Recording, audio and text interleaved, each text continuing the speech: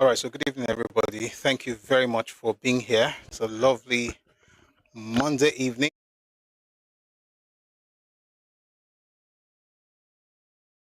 We're beginning wherever you are, and if you're done for the day, welcome. Glad to have you join us today. Hope you had a wonderful weekend, right? I had a great one. Best, it was quite nice. Let me just say before we get started that today's session we're going to try not to make it too long because I'm working on something, so I have a series of meetings lined up for a couple of weeks. Good evening, Kuboko. Thank you very much for being here. And let me thank everybody who has helped to get us to 58.6k likes. There's Bros Soccer, there's Abi71, Koboko, Adeyemi Plus, Ibo Jinodu, the Elevation Lab. Thank you very much. You can hear it in the mic for some reason. I hope the mic is clear today. We had a little stuff last week. I think TikTok essentially just changed the model or the app itself because certain things that used to work are no longer working. But I hope you heard the ankle. I'm going to do it one more time.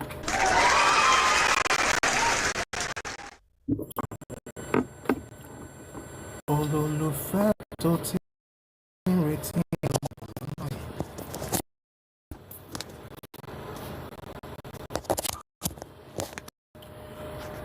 That was beautiful, Nubia. Just listened to it, and it was brilliant. He is brilliant. Great singer, wonderful musician. Audio is clear. Thank you very much, Koboko. Concilium Preventers, good to see you, sir. Ẹ kú ọjọ́ mẹ́ta, ṣé dáadáa lẹ wà? Gbogbo ilé ńkọ́, ṣé kò jẹ̀pọ̀? All right. So, shall we begin? But before we begin, let's just thank everybody. Thank you very much for joining us on YouTube, on Facebook, on Twitter, on Twitch, and right here on TikTok. It's good to be here, isn't it? If you're on TikTok, please like the live and also share. And kindly click on this icon. Click this icon, the heart icon above me here, and join the team. Drop your heart me. Let's drop gifts to push the live to the FYP. All right. And if you are on YouTube, please, on Facebook as well, please like and share. It's important that we do this so that we can get the live out there. All right. And also, please subscribe on YouTube. I'm just going to check YouTube to be sure we're good and we can get started. Olólùfẹ́ tó ti ń retí yẹn ló ń bọ̀ lọ́nà yìí. Baby, mo rí rẹ mú bọ̀ nírìn àjò. Táwọn lẹ́kọ̀ọ́ orin yẹn.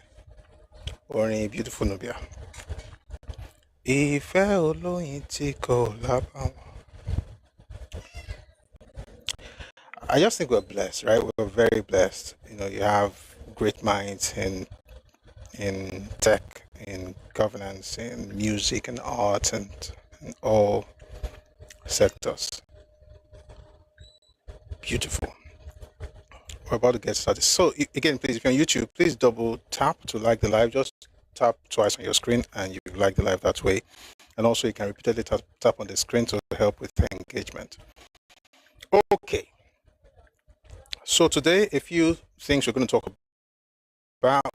We're going to start with a statement that Senator Remi Tinubu made, and has become a topic of discussion. A lot of people have said all kinds of things about it, and I think I'd like to hear what you think about it. Of course, we're going to talk about it as well, and that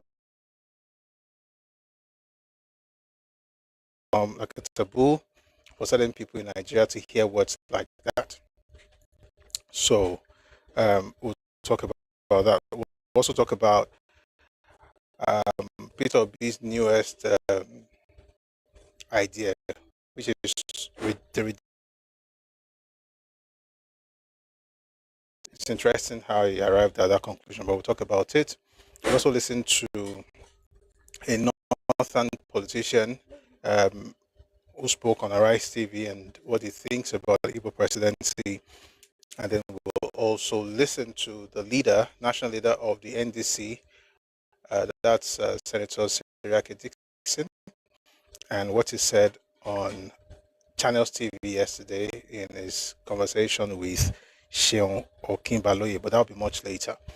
Let me respond to someone in the comment section. So, who did Olodumare? I don't know what you're talking about. When you say Olodumare praise, I don't know the particular song you're talking about. But if it's the one we play every day, Aye Raye, that's by Dunin Efretiti. I think that's the closest thing to Olodumare that I think you're saying. So let's begin with Senator Remi Tinubu's statement. And what I'd like to know personally, okay, because we don't know everything apparently, what I'd like to know is what's so wrong in the statement she made and why it has become controversial to say things like this. Yes, Igbo Jinadu Ayeraye is by Aduni and Efretiti. Okay, so I was saying that I don't know what's so controversial about the statement she made and why people are making it look like it's something out of this world and something she should not have said. Maybe I missed the memo. So please, while we listen, think about the fact that you're going to tell me exactly what's wrong so I can learn from everybody. So let's begin with the statement she made and then we'll compare it with what another person made and then we'll try and see if we can arrive at some logical conclusion. All right, let's start with this statement from Senator Remi Tinubu.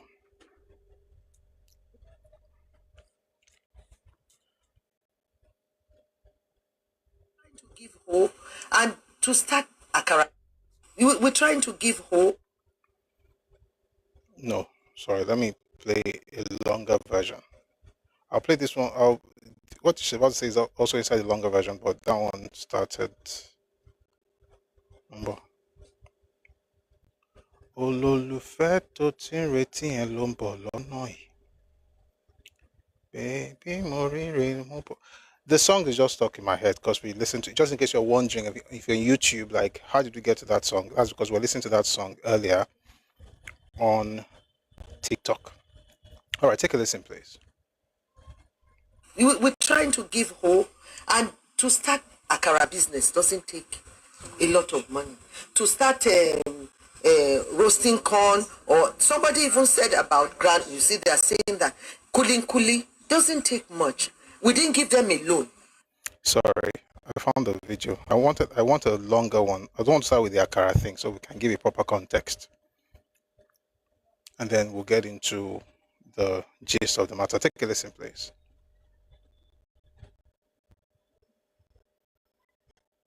Even personally, even I know at times when she will cry. I said, but it's the first person that will hold a position that will do the sacrifice.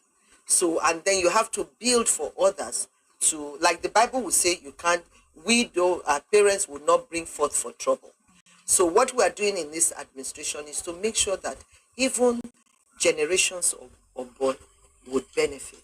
And I believe that there are a lot of foundations that the Mr. President has to rebuild, and has to whether to rejig so that they can build lasting legacies that will. So that's what I believe is trying to do, and there are a lot of things that are really, like when we take subsidy removal for example. If Nigerians don't believe in what it could do,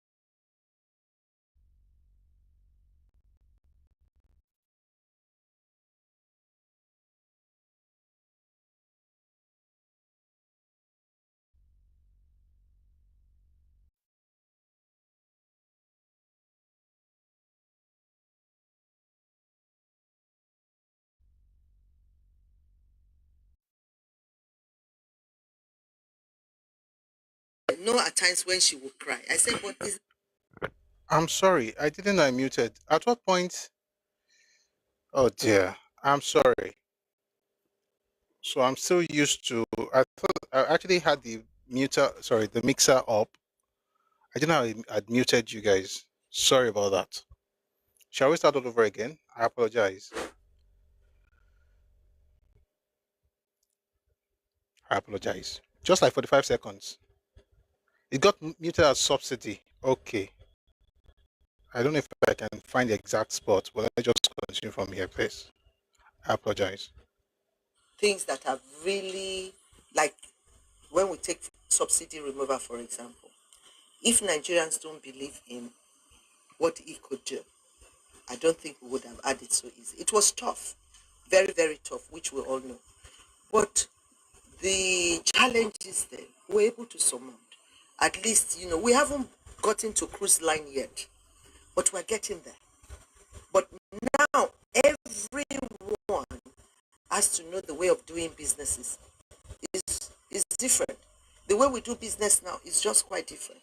We're just looking at, how many people have we empowered? We've really covered a lot of areas in agric. You can see because of food security. So, we have a very, very proud culture. And I think this is high time we started promoting ourselves and this nation. We have what it takes to do that. And then when we look at the elderly citizens, people with disability, and the trickle, I said, we might even have such number. And in some cases, it could be more. We went to Ekiti recently. I empowered 2,000. So add it to Ekiti. And Ekiti has had 1,000 for economic empowerment before. That's 3,000. And she gave more, which I know. I said she gave more than the 1,000 I said they should do. Then I went to Benue. I did another 2,000. Money has been transferred. So when we look at that, we're trying to give hope, and to start Akara business doesn't take a lot of money. To start roasting corn, or somebody even said about grant. You see, they're saying that kuli doesn't take much. We didn't give them a loan.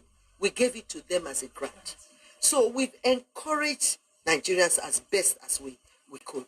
What is within our hands, I have given, and I keep giving, and those are the things we've done. I remember giving for TB when I heard there's so much TB cases. I gave 2 billion. To breast cancer, I gave 1 billion. To food malnutrition, I gave 500 million. So those are the things we've been doing, and making sure we can make sure that whatever this government is trying to do, that it will see the light of the day. So in agric we've done, in social investment we have, in education we've given a little bit of scholarship, ICT training, and we need that. So, and all those are things, and we are still open, still want to do more. The narrative has really changed, has changed to challenge the average man, whereas the average man is supposed to have hope. So I like the idea that Mr. President said, this is the renewed hope agenda. We have to renew our hope. And that's how we renew our hope, and that's what I have to tell my.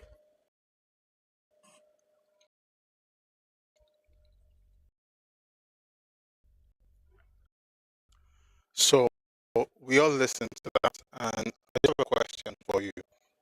What is wrong in what the tech bro, and the only thing we can all do is to begin to develop apps and stuff, and we have to help all these older women and people who are struggling. We have to get all of them into importation business apparently.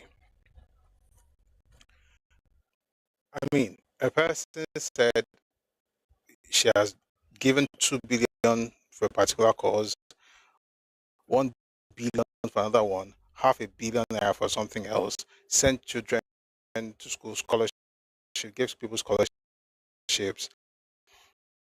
You're doing ICT training, 1,000 women, and for many of those women, they don't need a lot to start what they have to do, just a little money. 50,000 naira is enough for them to start businesses. And people say, oh, there's a problem with that. How can you say Akara? Do you know how much people actually, people have this terrible notion, right, that the world revolves around social media. In real life, there are people, and it may not be the perfect system, right? But there are people in real life whose entire igba, in other words, the goods they are selling is less than 20,000 naira. All right. And they're able to sustain themselves. Now, again, it doesn't mean that, that's the highest level they can get to, but that's where they are right now. So if you give that kind of person 50,000 naira to add to whatever she's doing, do you think she's going to curse you or say thank you? Me, I think that if you give a person selling Akara, and there are people selling Akara, let me tell you one story. Years ago, I went for a conference in Jos. Okay, this was a long time ago, right? And we're taken to a particular woman. She was selling Akara. At the time, Akara was, I think, 50 kobo. 50 kobo, 1 naira. But I don't think it was up to 1 naira. It was very tiny. I mean, very small, the price. So, we had finished whatever we're doing, went to just go around town and see what the town looks like. And someone was like, oh, there's a place here, let's buy Akara.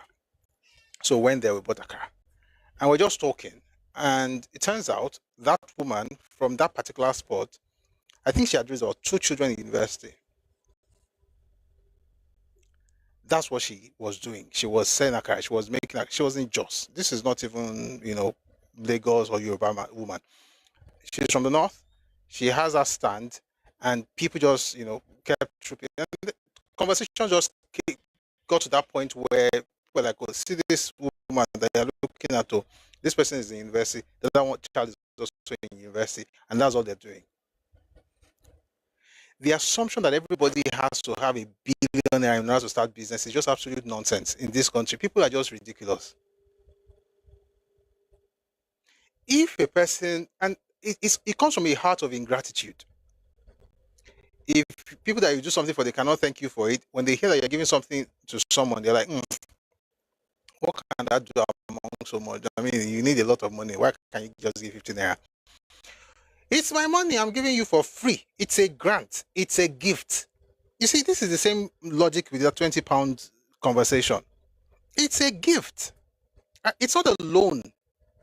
And even if it was a loan, it's not your money. I'm the one who owns the money. I want to help you. But guess what? It's not even a loan. A friend of mine, we're having a conversation about business opportunities. He's a lawyer. And, in Abuja, we have this different stands, like stores and stands, right? And one day it was like, listen, see, there's a woman not too far from his own place, is in area 1 in Garaki. I was like, that woman, he gave that woman some money. It was a loan, it was investment actually. He didn't even call it loan. He put a particular, I won't mention it, but it was quite sizable, into that woman's business.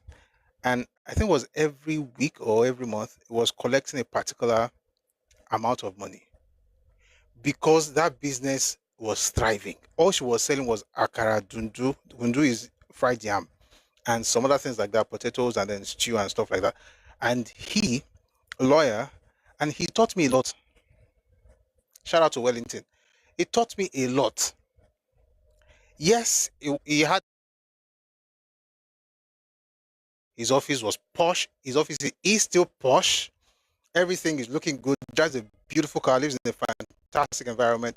But he understands that these women on the street, they are part of the economy and they are pushing a lot of money in that particular spot. You are online, speaking English and looking at and scrolling through Instagram and thinking that the whole world looks like that. You are joking, no? In other words, he was able to find opportunity where you would just say, what are these people doing? He saw it. This was like 7 years ago. The assumption that the people at that level don't mean anything, or asking people to do that kind of business is somehow demeaning, it misses the point of dignity of labor and also the possibility of scaling one's business. The Akara joints in Abuja and in Lagos today, all they do is Akara. There's one in Lekki, it's Akara. There's Akara and pap. I saw something there. There's a chicken Akara. Things I've not ever heard before, but they did not begin that way. They usually just grow over time. And what I've noticed with these young people on social media who always complain about everything in their lives, they cannot build anything because they cannot start small. Because for them, they have to start building the house, from the top. It was Archbishop Idahosa who said that for you to build a house, and I'm paraphrasing, you have to dig first. He says the only habitation that begins that you have to dig, that you have to start from the top, is a grave. You have to go. Okay, I remember now. Archbishop Idahosa said that for you to build a house, you have to start from the ground up, like you build up. But the only house or the only habitation that starts from the top down is the grave. Every other person you build up. But these ones, no, they have to start with a billionaire because, we're in 2026. If you have opportunities, just use it though. If somebody gives you 50,000 naira, you know that your life, you know where you're coming from. Don't go and be saying, I saw something on Instagram. So I think, right, that if a person is giving a gift of 50,000 naira to a person selling kulikuli or selling akara, it's something to be thankful for.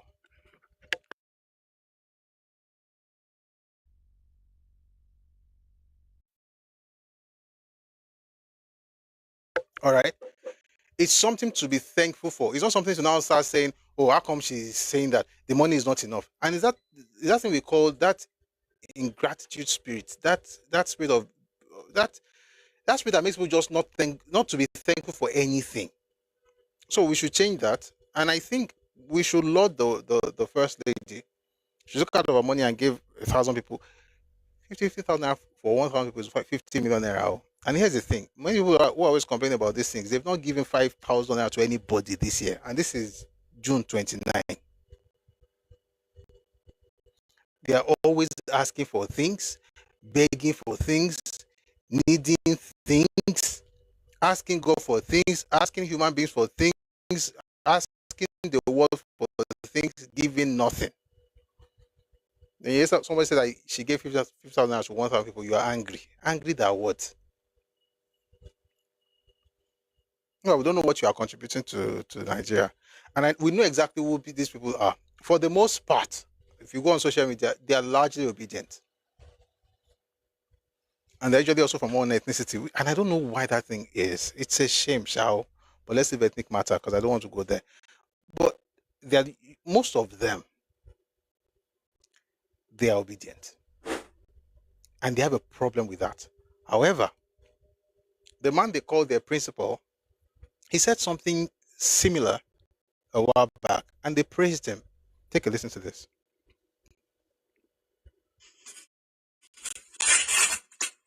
In the market square in the village, I called 10 women. Sorry, not 10. Yes, 10 women. I addressed them. After addressing them, I said, I'm going to give you the 10,000. The excitement, you could not, nobody could believe it. They told me that their total thing, their account, the total stuff they are selling is what about 6,000-7,000. So that 10 has done, doubled their goods in the next market. And I said, let me tell you, that is the difference between my coming to Lagos and going to Lagos. That was Peter Obi. He said he went to the village and then he saw some women. And then he offered to give them 10,000 naira. She first lady said 50,000. And everybody's angry. This one gave 10K. But do I think it's small? It's a gift. That's what he had to give. If he decided not to give anything, you can't do anything about it. So I'm actually happy that he chose to give. But here's what he said. He said he gave 10,000 naira each to those women. And I discovered that the total value of what they were selling, their goods at that material time, was about 6,000 naira. So think about it for a second. If you're selling oranges, right? Or you're selling groundnuts, and Obi meets you and says, "Hey, I like what you're doing. Oh, well done. Take 10,000 naira." Will you take that money and go on social media and be crying like a gbiri, or you thank him for his generosity?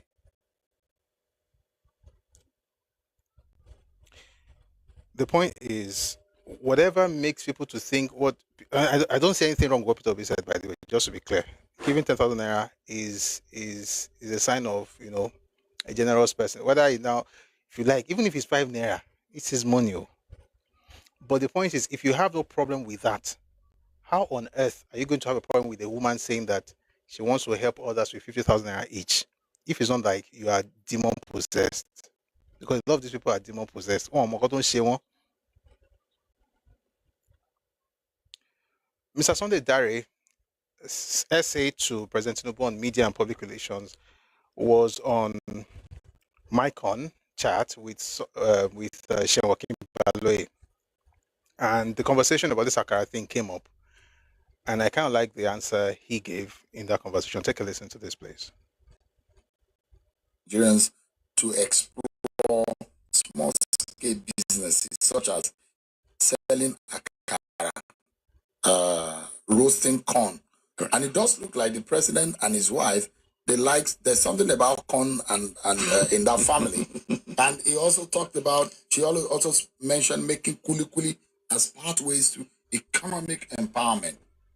How do you think some Nigerians? So when you look at the informal sector of our country, which is its resilience continue to lift this economy, it's also because of these small scale entrepreneurs, those that sell akara, those that sell, because you find it predominantly everywhere and also in the north. They're also significant. And our point, you must not miss our point. Our point is that whatever it is, try and do something. Have some level of entrepreneurial skill. Chewon, look at me. Wherever I am today, my mother sold akara. Wherever I am today, my mother sold bananas. I carry bananas on the tray in my head to markets in Jos Plateau State. My mother sold oranges. And through that, they were able to train me. What is wrong with that? If that was right 60 years ago, what is wrong with that now? Because it's about what capital you have. When you grow these small businesses, you start small. Go and read Dangote's story. Go and read Dangote's story, where he started from. He also started like a trader. So the point she is making is, whatever it is, be engaged in some kind of enterprise. Mr. Dare, the president is pushing hard. I agree with that, to be honest, right? Get busy with something, and then you grow from there. And the way life works, sometimes you're doing something, that you may not even consider to be grand, and then somebody sees it and decides to invest in it. Like my friend that I mentioned earlier, this woman selling by the roadside, decided to invest in that business, and he did it for more than one, because he saw potential. He wasn't even doing grant. But here's the point: for a person to look at an Akara business and see enough potential not to invest in it, you don't think of investing in Akara, do you? Because you have to invest in tech. It has to be tech, want to become unicorns. I love tech, by the way. It's a field I love a lot. But wealth is not restricted to one field of human endeavor. And that's why someone was talking about Dangote, that his money is made in the real sector. Right? And it is what it is. People should stop being ridiculous with something is wrong with a particular kind of business. It doesn't make sense to me. However, there's a lady I discovered on social media. Someone had gone out, I think his name is D1. He had gone out to talk to a woman who said Akara business. And I know this may not look like serious news, but it says something. If you have a society where people are ingrates and people complain, in same spaces, people look for solutions to problems. But when some people are insane, they look for problems to every solution. You have to talk about things like this so that you understand that That's not how things should be. And the funny thing is that the person who is actually doing it may not even know that they are insane. So you may have to have conversations like you say, listen, this is not how human beings think. Oh, you don't go somewhere else. So want to ground ourselves in reality. In this particular clip I'm about to play, D1 went to the street and saw this woman who started her business with 12,000 naira. And every day she makes 5,000 naira. On a monthly basis, she makes,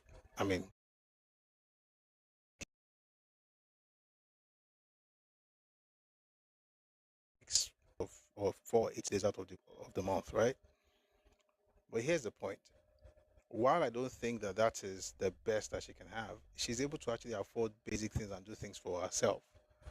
Unlike the clowns on Twitter who are always putting OP account and asking people to help them and are contributing nothing to help humanity. Take a listen to this, please. How much do you make for this Akara business? I do make up to 5,000 out of the business. 5,000 one day for profit. Yes. Akara matter. Now ain't carry me come Shomolu. I don't try. They look for Akara business. Now we don't spot one. Alpha, you don't beg whether we interview her. You don't beg Abby. Oh yeah, I'm going to interview her. Madam, please, can we know you? What's your name?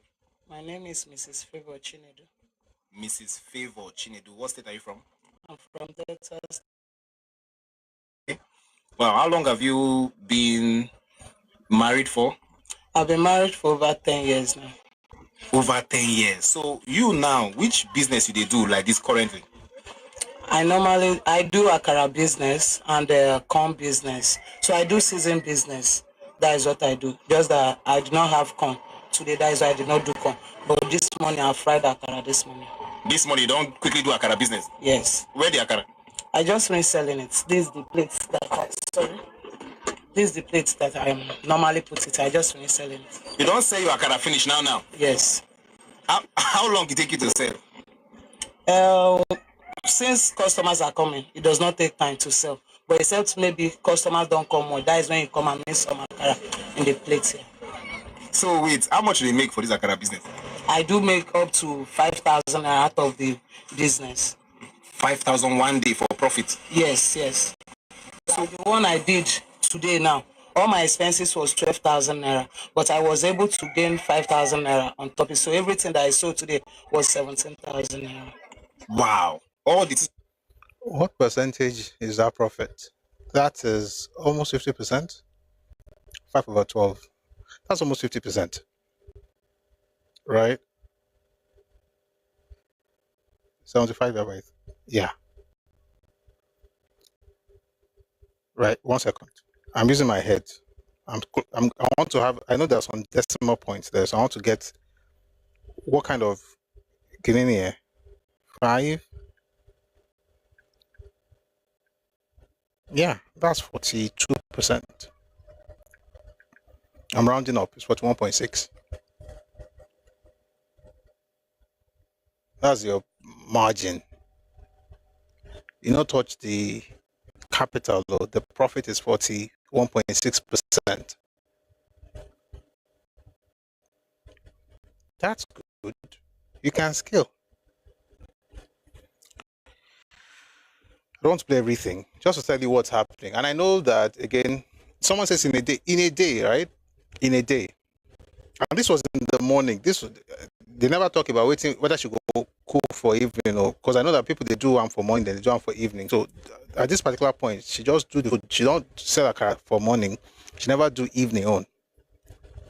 But she take 12,000, do something, make 5,000 profit before afternoon. If you give this woman 50,000, and by the way, there's another video that he did where they raised money and gave her 50,000, which I consider to be very, very brilliant. And may God bless himself and the other donors.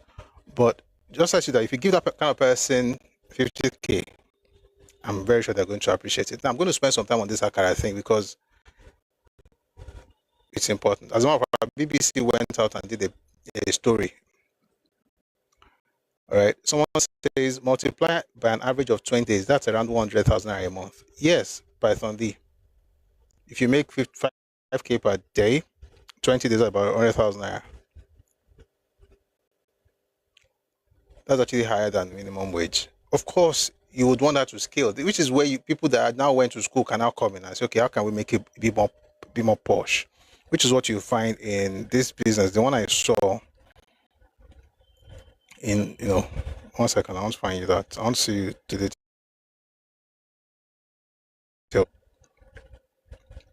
There's one that they do, where you have all kinds of akara. You have seafood akara. There's chicken akara. It's one akara company. Like, I don't want to mention the name because they didn't pay me for advert.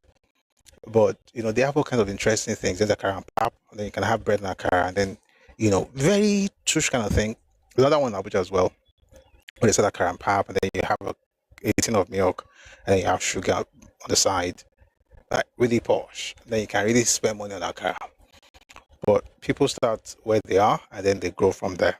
Another man who he chose, for whatever reason, is in Lagos. Actually, he chose to do this, and he's been doing this for a very long time. But I'm very sure this is not how they started, but they've also grown. Take a listen to this. Meet Baba Akara, one of the most popular street food vendors in Lagos. This Lagos vendor has been selling Akara since 1998. My name is Remi. People know me as Baba Akara. I've been doing this since 1998. 30 years now. I normally be here by 4 a.m., but I start frying Akara by 6. I close by 6, 7. The business is like a family business. But me and my family use it to eat, feed. I send them to university. I used to buy cars, big houses. And the risk about the business is that, when you are doing something, you have a risk there because this hot road, now you be very, very careful about it. And anything that you are doing. All right, so he has been doing this since 1998. Has sent children to school, has built a house. Sorry, let's just listen to the rest of it. Anything that you are doing, there are challenges there, but you have to say, man, I'm a man. Sorry. Challenges there, but you have to overcome because I take it as a man, I'm a man of myself. Akara is located at Mushi by Buhari Junction by Ladepo. Number 28 Ladepo. The guy still advertised. Anyway, the point is he has built something off of it. And this man that was interviewed by, some content creator, BBC then went there to interview him. By the way, his name is Chinedu. He's saying Akara. Akara is Yoruba food. And I know that people say that thing is petty. I want to begin to do that thing now because we have some culture vultures in Nigeria, but we'll be mentioning it. As a matter of fact, I've traveled all the way. We went with our people when they were taken to Brazil. So if you get, and Bimi Joseph is very correct. When you go to Brazil, particularly in Bahia, you see them selling Akara Je. Akara Je is essentially the same thing. Akara Je. So, but here's the point. I mean, ethnicity aside now, he lives in Lagos, does the business, sells Akara, and has built he said he has built houses, has bought cars and all of those things, which is quite nice. But a content creator had interviewed him, the clip I played earlier. BBC then interviewed him as well. And I think you should listen to this. He's actually speaking Igbo, but it's BBC Igbo, all right? I think it's essentially the same thing that he's been doing this for since 1998. I'm seeing his children, his family there with him, selling the Akara. And I don't see, I'm happy that people are able to build stuff off of this. All right, lastly, before I leave this Akara matter, I want to listen to one Yoruba woman. That tells that in real life, people that are selling things, whether they are Igbo or Yoruba, if he works, they sell. If it's corn, they sell. Yam, they sell. They make money. Not all these clowns on social media who just go around the place.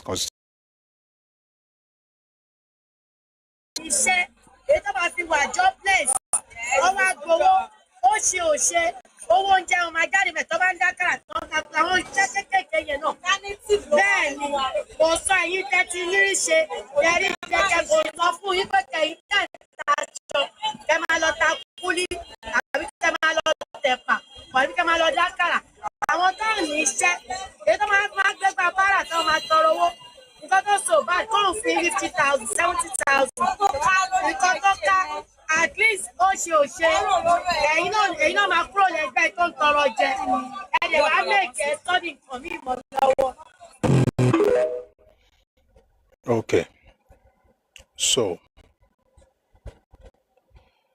I think we've had enough on this Akara matter, and I think I've made my point. So I was talking about like an example of somebody in Jaws when when I went to visit a while back. Now you've heard people who are actually living the life and they're able to raise children and take care of their families. May God help everybody also, like they say. But people should be a bit more humble rather than fronting that all of us are big boys and big girls. Everybody get a house for Lekki for this social media. Everybody is rich. 1 second. There's a video I want to play for you. I should move away from this whole Akara thing. All right, Peter Obi decided to. Okay, I played a clip earlier from Peter Obi who said he gave people 10,000 naira, and he thought it was going to help them with their business. And I said, it's something to be grateful for because it's his money. On that note, he was right. The next news item I want to read right now, he is not right. And here is Peter Obi talking about. I'm going to read his stuff. I'm going to let us also listen to things in response to the things he said, because what he said in this particular instance, not very wise. But again, it's not surprising. Peter Obi put out a statement a few hours ago, that's earlier today, saying, 1 second.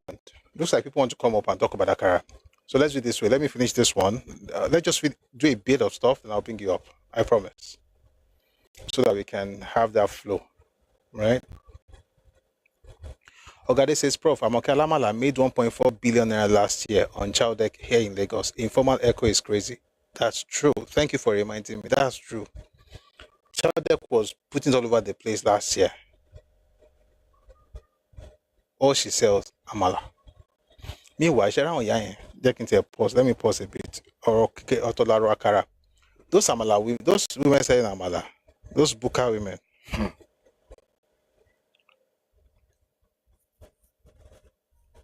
They're in a different class, different world.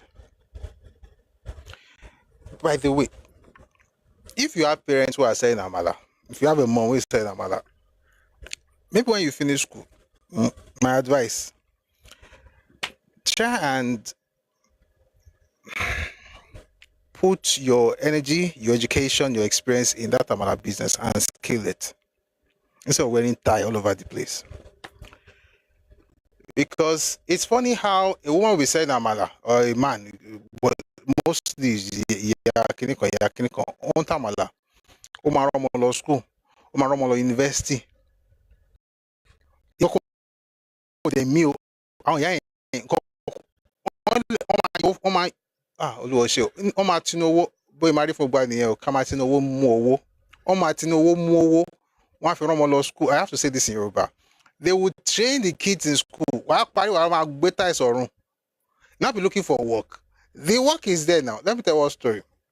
There is a woman, right? She was saying Amala. Big, right? As in she was doing well. She's late now.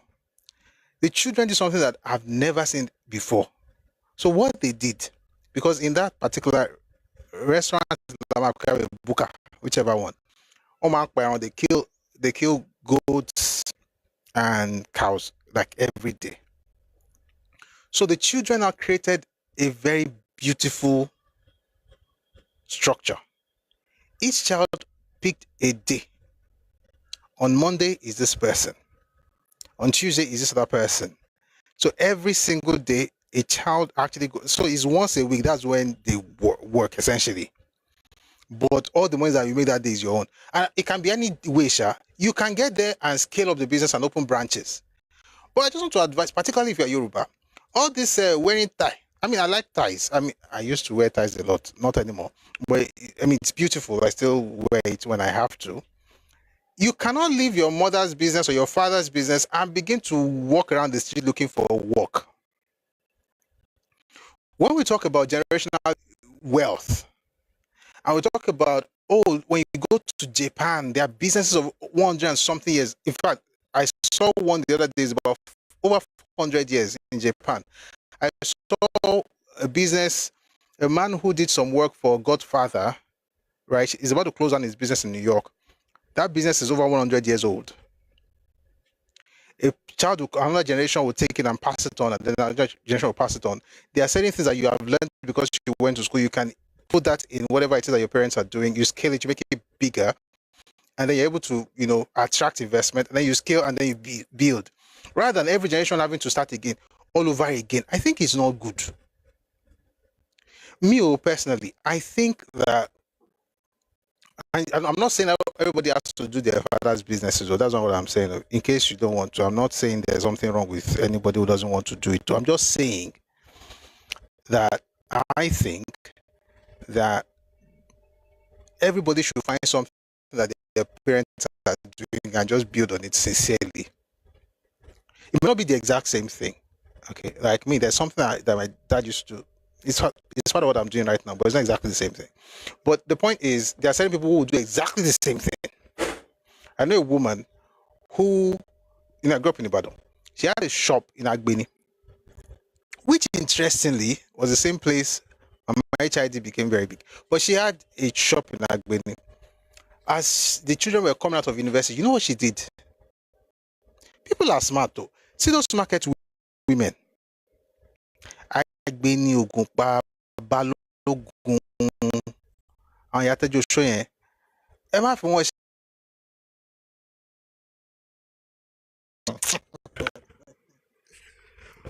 It's not those women, they can buy you. Let me not say you. They can buy people and their ties and their cars. They can buy everything. These are women who don't have to go to banks. And people, there's money in this country, and it's not always in suits. This woman, as soon as the kids were coming out of university, you know what she was doing? She began, because she had become a distributor. She had gone from selling from retail to, this is wholesale, but it's even like higher than, she used to sell to the wholesale. Open spaces for them. She's a distributor. They became business women because they're girls on their own, in their own right.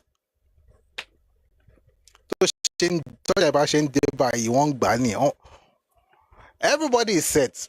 I'm just saying that the assumption that tech, banking, wherever we wear tie and everything is clean, that's where money is a joke. There's money there, but that's not the only place. There's money everywhere. So please, the same way we talk about, look at Big Biro, look at this company, look at that company. I mean, and it's sad that we don't have a lot of examples like that in our part of the world, but I think we can do something about it. One very good example for us in Yoruba land, in Nigeria generally, but because it's Yoruba, I'm going to even say Yoruba land. Excuse me, is Alabukun. Alabukun. It's over 100 years old, right? James Odulate, that's the man's name, who trekked all the way from Ikorodu to Abeokuta at the age of 14. Learned pharmacy from a man who had been trained, but who trained him to combine both traditional medicine making, herbal, stuff, and the foreign stuff. I'm trying to remember the name of the person is Shakpara. Was it Shakpara? Ogun something or Shakpara. Shakpara with the Jojo Kokono. Anyway, that man, he somehow came up with this thing. I don't know how he did it, but he was able to get certain materials here, and then he imported some drugs. Ogumola Shakpara, thank you, Mr. Remi. Ogumola Shakpara, Eshe. That was the man that trained Jacob Odulate.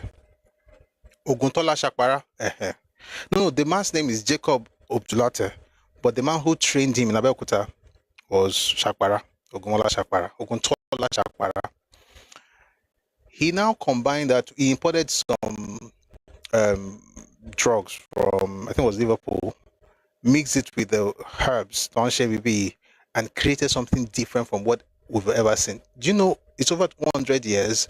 He sent his children to school abroad. And the funny thing about that, Alabukun, one funny looking, it's just paper, two color, red and black, and then they just put it's in Brazil, it's in Europe, it's all over Nigeria, it's all over West Africa, it's all over the place.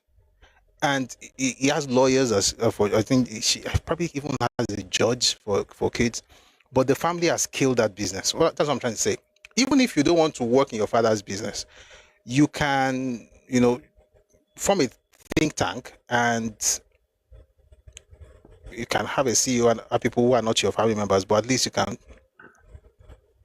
Because I don't know if you are thinking like me, that I don't think every generation has to start from ground zero. I don't think so. I don't think it's how life should work. We can't say everything our parents do. We just sit it and start afresh because we know book. It makes sense. Someone says, Queen Biscuits owners. Yes, I saw that yesterday, which is good news. Thank you for writing it, Ogade. King Biscuit, I think it's in Kwara State, right? It's in Shofa. Abijakpo. Bolwana. Okay, anyway, the good news, right, is that they are going back into production. So I wrote it somewhere. I'll see if I can find it. They're going back into production. They're going back to production, and will be available again. There's this news I saw. Yes, I found it. It's in Ijagbo. Monrotin Kote, no. King Biscuits Limited, PMB 4289 Ijagbo. The abandoned King Biscuits factory in Ijagbo, Kwara State, is set to resume operations. So they're going to start very soon. The man who started it is Chief Emmanuel Adesoye. He's from Kwara. There's a Kwara connection. So the man is from Kwara. Sorry, the man is from Offa, but the company is in Ijagbo, but it's also close to Offa. So it says, let me just read very quickly. The founder of King Biscuits, late Chief Emmanuel Adesoye, hailed from Offa, Kwara State, and should have been 89 years old today. He was a famous Nigerian brand of biscuits, founded in 1980, and were a staple of childhood in the 1980s and 1990s. I like that shortcake, Shao. King shortcake. This other one, the coaster is fine, but it's not as sweet. And as a child, I had sweet tooth. The company is situated in Ijagbo, near Offa in Kwara State. The company produced well-known varieties such as cabin, shortcake, and coaster, becoming one of West Africa's big brand. I hope that the family can go back there and just resources. They have a brand already, and that's the most important thing in business. That brand. That's what makes business different from many other things. You have a brand, you have a name, just build on it. Or maybe they can just sell it. Sometimes people just buy a brand and buy nothing else, you could just go a particular place, you buy a brand. No, you don't need any factory, you don't need anything, just the name. That's what Trump was selling now. All those Trump University, Trump Clinic, Trump this, Trump that. They don't even invest in the business. They drop the name. The name is enough. Then you pay them for using their name.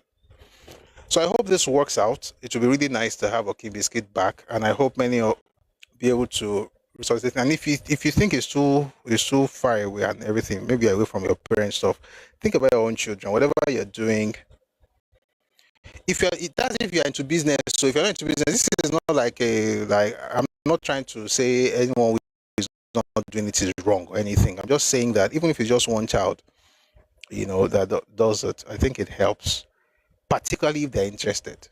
And if they're not interested, then the estate should run the business and keep it going.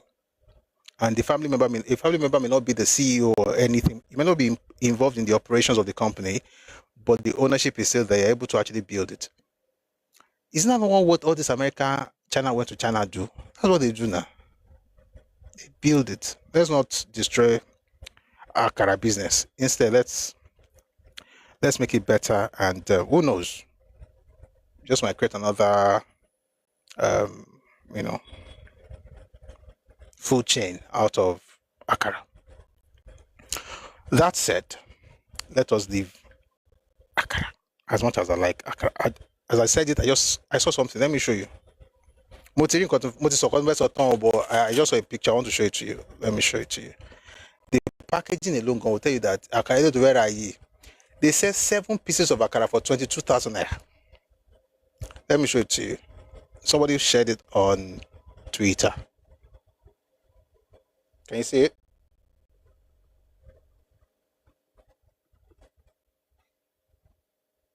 You see? They put Akara inside box. The Akara go Harvard. The Akara don't go Harvard, don't go OAU 2 first degree, don't go UI. Crunchy Akara, jumbo soft Akara, seafood Akara, beef Akara. I'm like, wait, now it's not ordinary Akara. Whatever you do, just touch it up. 1 second, let me just fix YouTube for a sec. Just a second.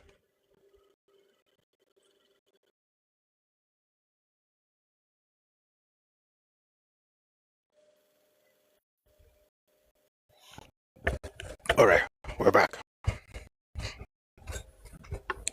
So that's how they sell 7 balls of Akara for 22,000 naira with Ogi.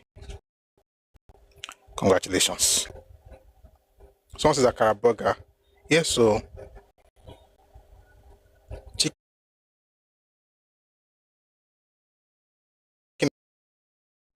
chicken Akara, extra crunchy Akara, seafood Akara, beef.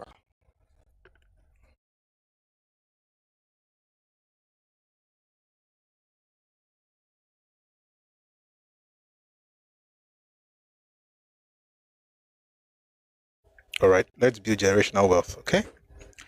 All right, moving away from building generational wealth, let's quickly listen to read Peter Obi's statement on road development in Nigeria.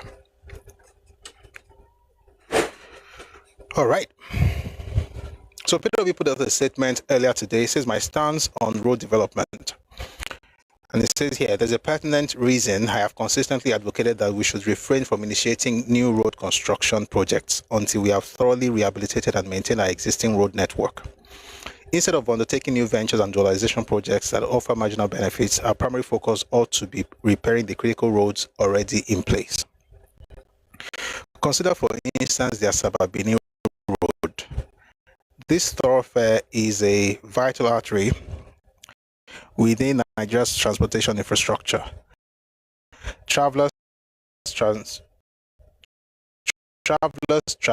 from Akwa Ibom, Anambra, Rivers, Imo, Ebonyi, Cross River, Abia, Enugu, and portions of Benue and Kogi states to Lagos are compelled to utilize this road. Despite its significance, substantial sections of this road are in a lamentable condition. It has become a major impediment, precipitating persistent traffic congestion and inflicting undue hardship on travelers, businesses, and transport operators. Regrettably, this situation is not unique. It reflects the reality on many of our busiest national highways. Our efforts should be directed towards the reconstruction and maintenance of our current road infrastructure before we announce plans for new road projects. The Nigerian populace requires functional and motorable roads, not merely projects that garner public attention. Efforts aimed at superficial improvements for political gain should not supersede the urgent need to address the condition of our existing critical roadways. When you see that, you will almost be, forgiven to think he's making a serious point. He's not. And that's why when I have conversations with people who are just very negative, I don't like to say, okay, I get your point. You're not making any point. And why do I say this? Because that particular road he's talking about is literally undergoing rehabilitation. Are roads bad in Nigeria? Yes. Should roads be fixed in Nigeria? Yes. Should we fix the old roads in Nigeria? Yes. Should we build new ones as well? Yes. You can walk and chew at the same time. Most of these projects are even PPP. These new ones that is always condemned. By the way, he criticized, just in case you don't know, Peter Obi criticized this coastal road and said that we don't need coastal road at this moment. That should be for later. He said that. The same one that you can drive now, you just bust out of Lekki, you are already on the coastal from Ahmad Bello VI. You're on your way there. You just go straight, instead of going through at Chloroquine, the toll gate, you can go through the other side. That place, left to Peter Obi, you will not have any road to drive right now. Don't put in a coastal road. He said we don't need it. Even though that project is a PPP essentially means public-private partnership. But in his own mind, we don't need it because roads are bad.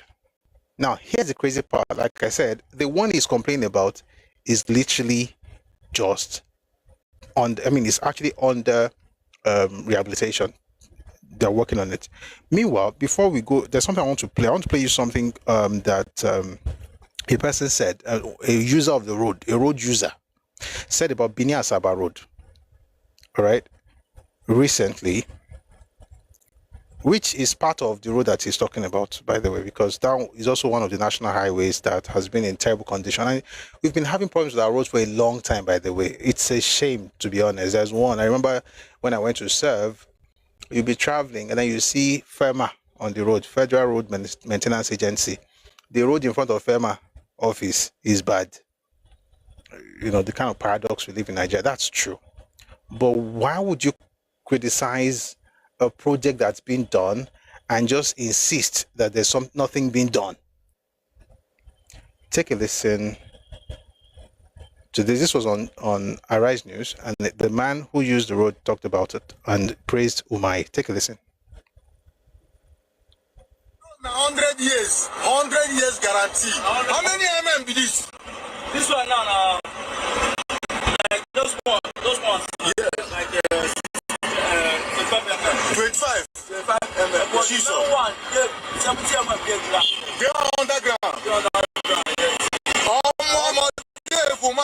You are really doing what we expected from you. Omosi Road. This one is enough to carry any type of trailer.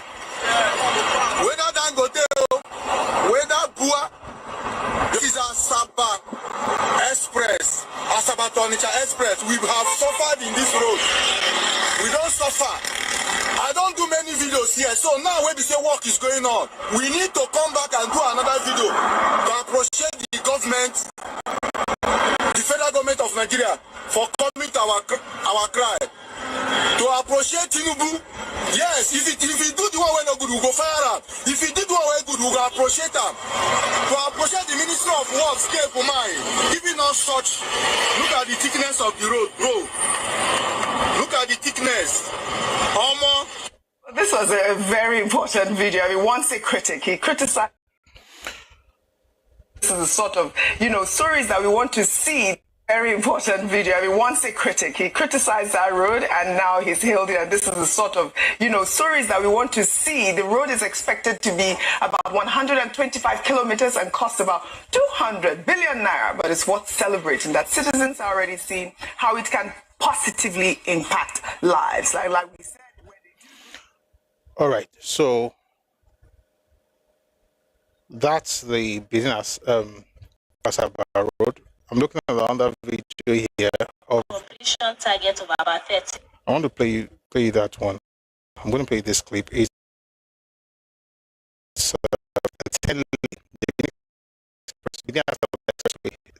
under construction, but it's 10 lane, right?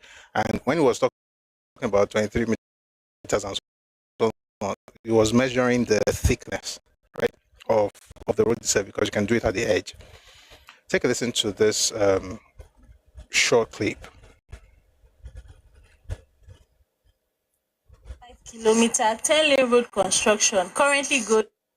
There's currently a 125-kilometer 10-lane road construction currently going on along the Benin Asaba Expressway. This is one of Nigeria's most important highway corridors as it connects Benin City in Edo State to Asaba in Delta State. And we all know all road traffic coming from Lagos and western regions to cities like Onitsha and even beyond must pass through this express. The starting point of this project is at AIF roundabout in Benin City, and this project is going to run all the way for 125 kilometers down to Summit Junction in Asaba. This road project, which was flagged off in March 2025 by President Bola Tinubu, has a completion target of about 30 months. So there's an estimated completion in September 2027. This project is estimated to cost over 200 billion, and work, as you can see, is currently ongoing. We've been bringing you updates from time to time, and safe to say work is going on at a really high speed. Do well to share your thoughts in the comment section,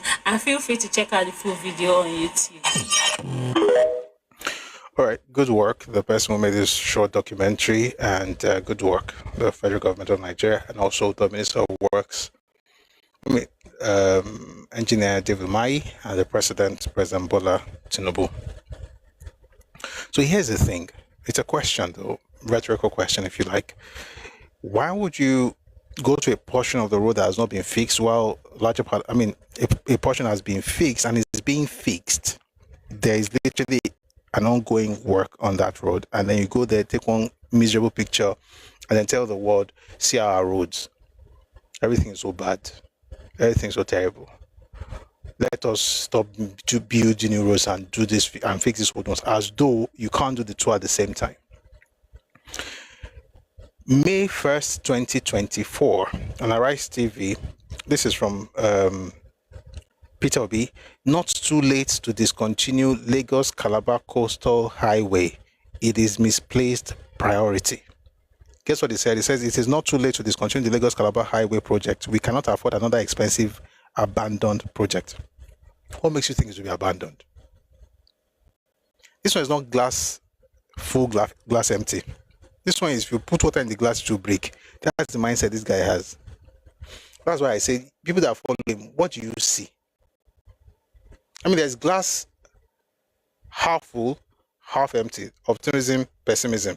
This one is not. This one is like a nihilist. It doesn't even believe in the possibility of anything. You just put water in that glass cup, it will just break. There will be no half anything.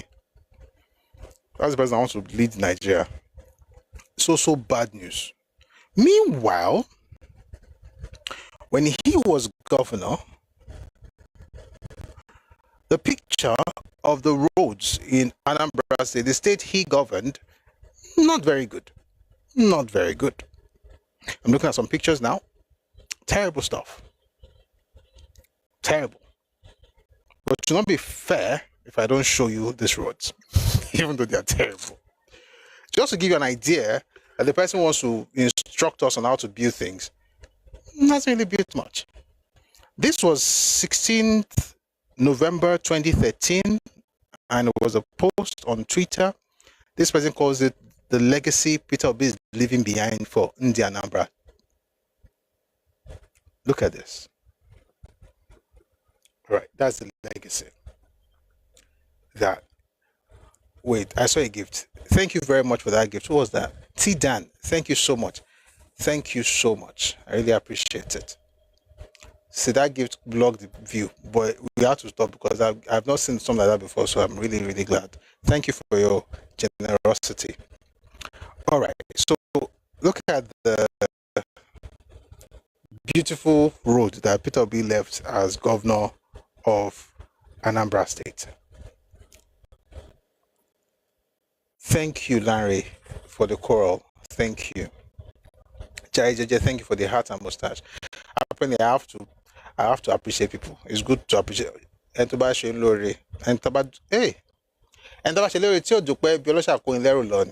So we have to be grateful. Thank you, guys. Thank you so much for your generosity. Then, this one, I'll read this one. This one was June 2012. Thank you so much for the gift. Thank you. I think we're having one tiny issue on YouTube. Just a second. YouTube. A second.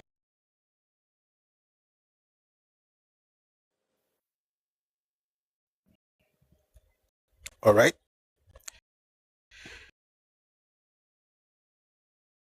It was put online. I think it was on Facebook, right? And there's a caption there. Is this the capital of a state? This was Oka, while Peter Obi was governor. This was in 2012, June. Is this the capital of a state? No form of drainage system. Only people talking gibberish, all in the name of government. When I do travel and on my way coming back, descending that head bridge in Onitsha, you see a different aura, as if you are about entering a refugee camp. Anambra needs cleansing. This was written by IK Ikioski Chuks Nwokedi on Facebook. Anambra, look, it says Anambra looked like a refugee camp and it needs cleansing. This was in 2012. The person who was saying us that we should go and construct road, that kind of road that he had while he was governor. But you see, one day he said to not just do, just say I'm governor, and sit somewhere. He said to actually go there and see what the problem was. And people of God, my man was walking inside river, right? Like say Akweja was walking inside river, and then the last one I want to read, this one from September 24, 2013, was posted on Facebook as well by Teresa Ugwanyi. This is the stuff I'm about to read. I'm going to read it out to you. I want you to see the beautiful road that Peter Obi left for them in Anambra State. You see how beautiful that road is, right? Good. This is a major road in Nnewi, Anambra State. This is the road leading to the home of Chukwuemeka Odumegwu Ojukwu's home, the late APGA leader. This is the home of Cosmas Maduka, popularly known as Cos Charis. His name appeared in the Forbes list of rich Africans, I am told. This is the home of Dr. Ifeanyi Uba, who wants to be governor of Anambra State. It is a state under the watchful eyes of the soft-spoken Governor Peter Obi, whom the late Ikemba asked Anambrarians to re-elect. This is the home of the Nigeria's ambassador to Spain, and this is most importantly the road that leads us to where late Ikemba of Nnewi, Dim Chukwuemeka Odumegwu Ojukwu, was laid to rest. Where is Chris Ngige? All right. The governor is Anambra State. I don't know why they're looking for Chris Ngige. Just tells you that people are hypocrites. Hypocrites and hypo-bleach. Rather at that. So he said we should stop the roads because we need to fix old roads. We can chew and walk at the same time, especially when the government has been wise enough to be very careful about how they raise funds. Thank you so much for the gift. Thank you so much. Especially when the government has been very careful to, in their approach when it comes to raising funds, right? They have used a very interesting approach. Let me read something. Wait, I want to finish that thought before I read something new. So, most of the constructions going on, this is how they are financing the road construction. And this is from Way, who works with the presidency, and he has some interesting things about this. I want to read some of these things to you. This is how the government is financing the construction of roads in Nigeria. PPP and concession, e.g. Lagos, Calabar, Coastal Highway. You realize on the government putting all that money. There's financing from it's PPP. That's public-private partnership. So there's PPP and concession. There's sukuk bonds that people, regular citizens, they buy, like people buy and subscribe to the sukuk bonds, can raise money from. There's sukuk bonds that people subscribe to. And there's multilateral and bilateral loans. That's where the loans come in. There's tax credit schemes. That's where, for instance, Dangote did that at Obajana. I don't know if you used to travel around that time. So around that time, right, so let's say you're supposed to pay a particular amount of taxes. You can use that to build. So it's like tax credit scheme. And Dangote took advantage of it. That's a Kaba. I think it's Kaba Lokoja Road. That was when Dangote actually, I think, really nice. So there's tax credit scheme, and there's renewed hope road infrastructure.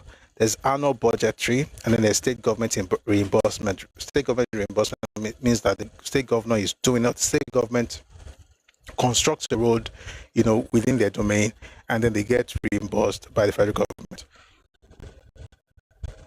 Excuse me. They get reimbursed by the federal government, but they build it because people around them need to use the road, so they want to take care of it. That's how roads are being built in Nigeria. No fracas says Obajana Lokoja Road. Yes. But I think it goes all the way to Kaba, because I applied that road a number of times back in the day. And Dangote did like some serious work on that road. So that way also that's also a way to construct roads. All right. And here's something I found. to read. This Asaba-Benin Road. The road itself is 125 kilometers. The reconstruction of this 125 kilometer Asaba-Benin highway was September 2027. Here's my question.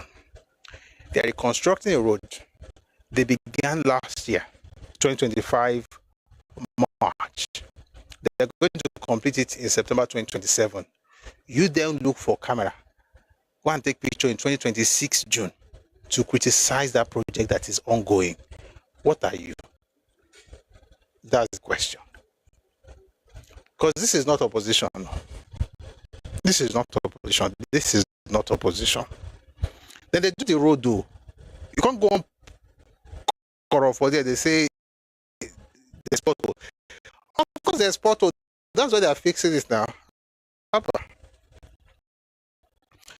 The funding model again is PPP, private partnership. It's on each side, spanning from King Square to Benin Bypass to ensure smooth traffic flow. Also, the Tinubu administration is currently executing the reconstruction of over 70 federal highways and strategic road projects simultaneously. In other words, we can do all these things at the same time. These developments cover all 36 states, including major legacy highway corridors, regional superhighways, and targeted bridge reconstructions. And these are some of the key linking roads currently undergoing reconstruction across Nigeria. Abuja, Kaduna, Zaria, Kano dual carriageway, it's about 350 kilometers. There's Kano Kongolam Road, 132 kilometers. There's Ibadan Ife Ilesha Road, 103 kilometers. There's Sokoto Guso Funtua Zaria Road, that's 175 kilometers. There's Enugu Port Harcourt Expressway, 56 kilometers. Benin Asaba Superhighway, 125 kilometers. That's the one the guy was talking about, very happy about. There's Kefi Nasarawa Toto Abaji Road, phase 2, 129.3 kilometers. There's Enugu Onitsha Expressway, 72 kilometers. And Calabar Ebonyi Benue Trans-Saharan Superhighway, section 1 is 123 kilometers. Someone was writing in the comment section that is Bauchi Jos Road. Thank you very much.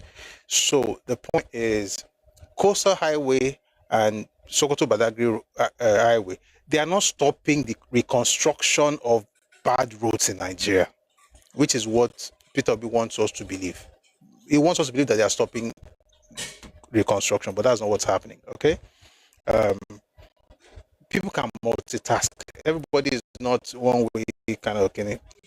Some people know how to do a number of things at the same time and be able to do it well.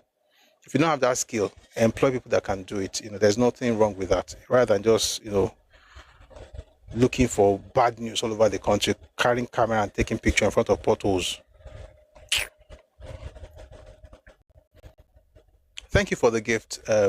Call me Amotola. Thank you so much. It's quite interesting, isn't it?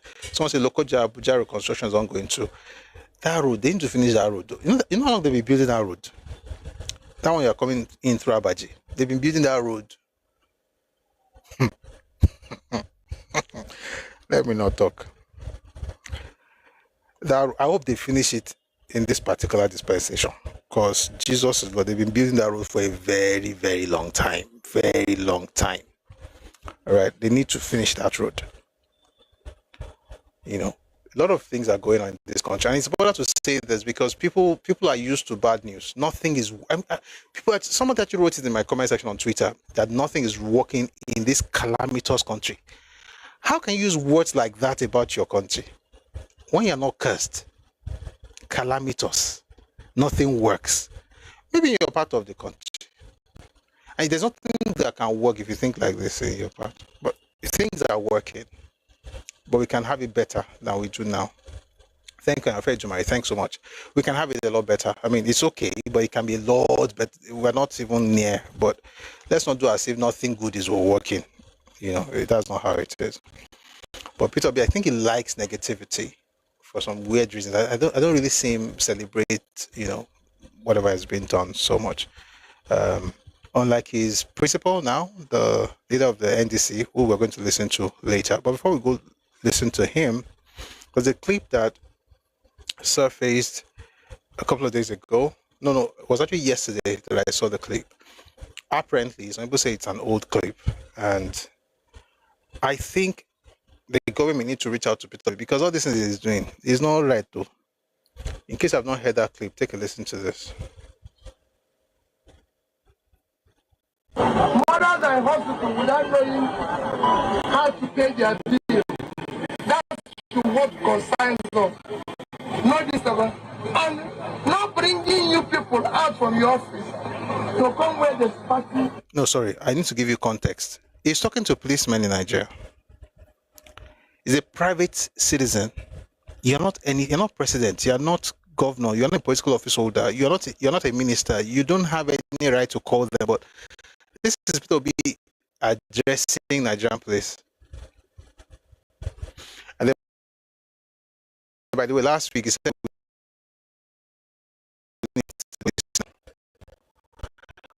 who are people supporting this guy?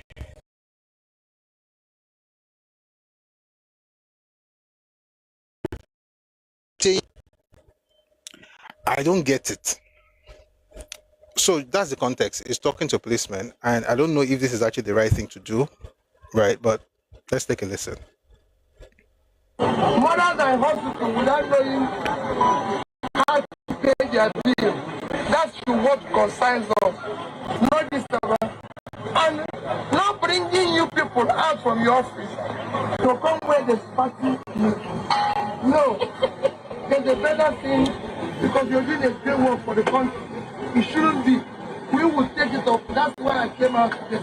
So I thank you people. And I will also, you are the member. Are you? I'll see you. Eh? So please, sorry, I'm sure we'll make sure that we don't bring you out. We want to bring you out in something that is better, where we are talking about your welfare, the future of your children, the future of everybody.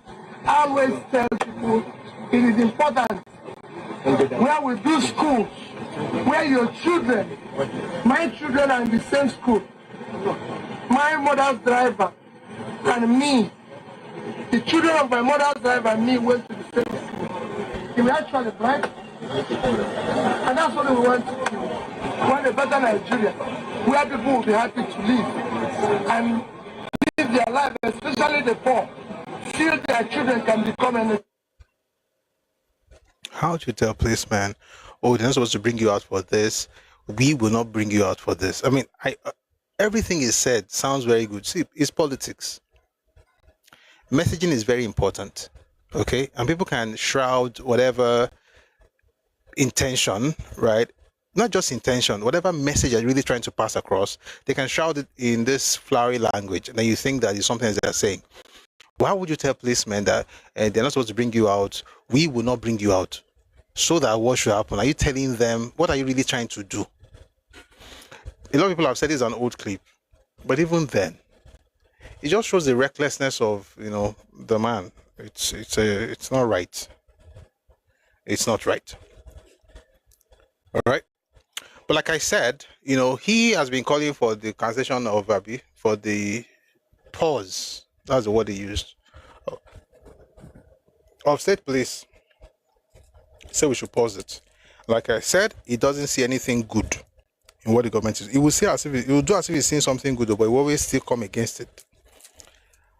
However, his principal, the national leader of the NDC, Nigeria Democratic Congress, he has similar views, but maybe a different way of sharing his thoughts. And he was a guest on politics. Sunday Politics was yesterday.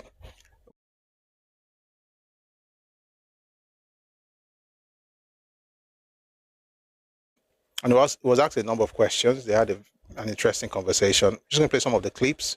And in this particular one, he actually commended the president for decentralizing state police. Take a listen to Senator Seriake Dixon.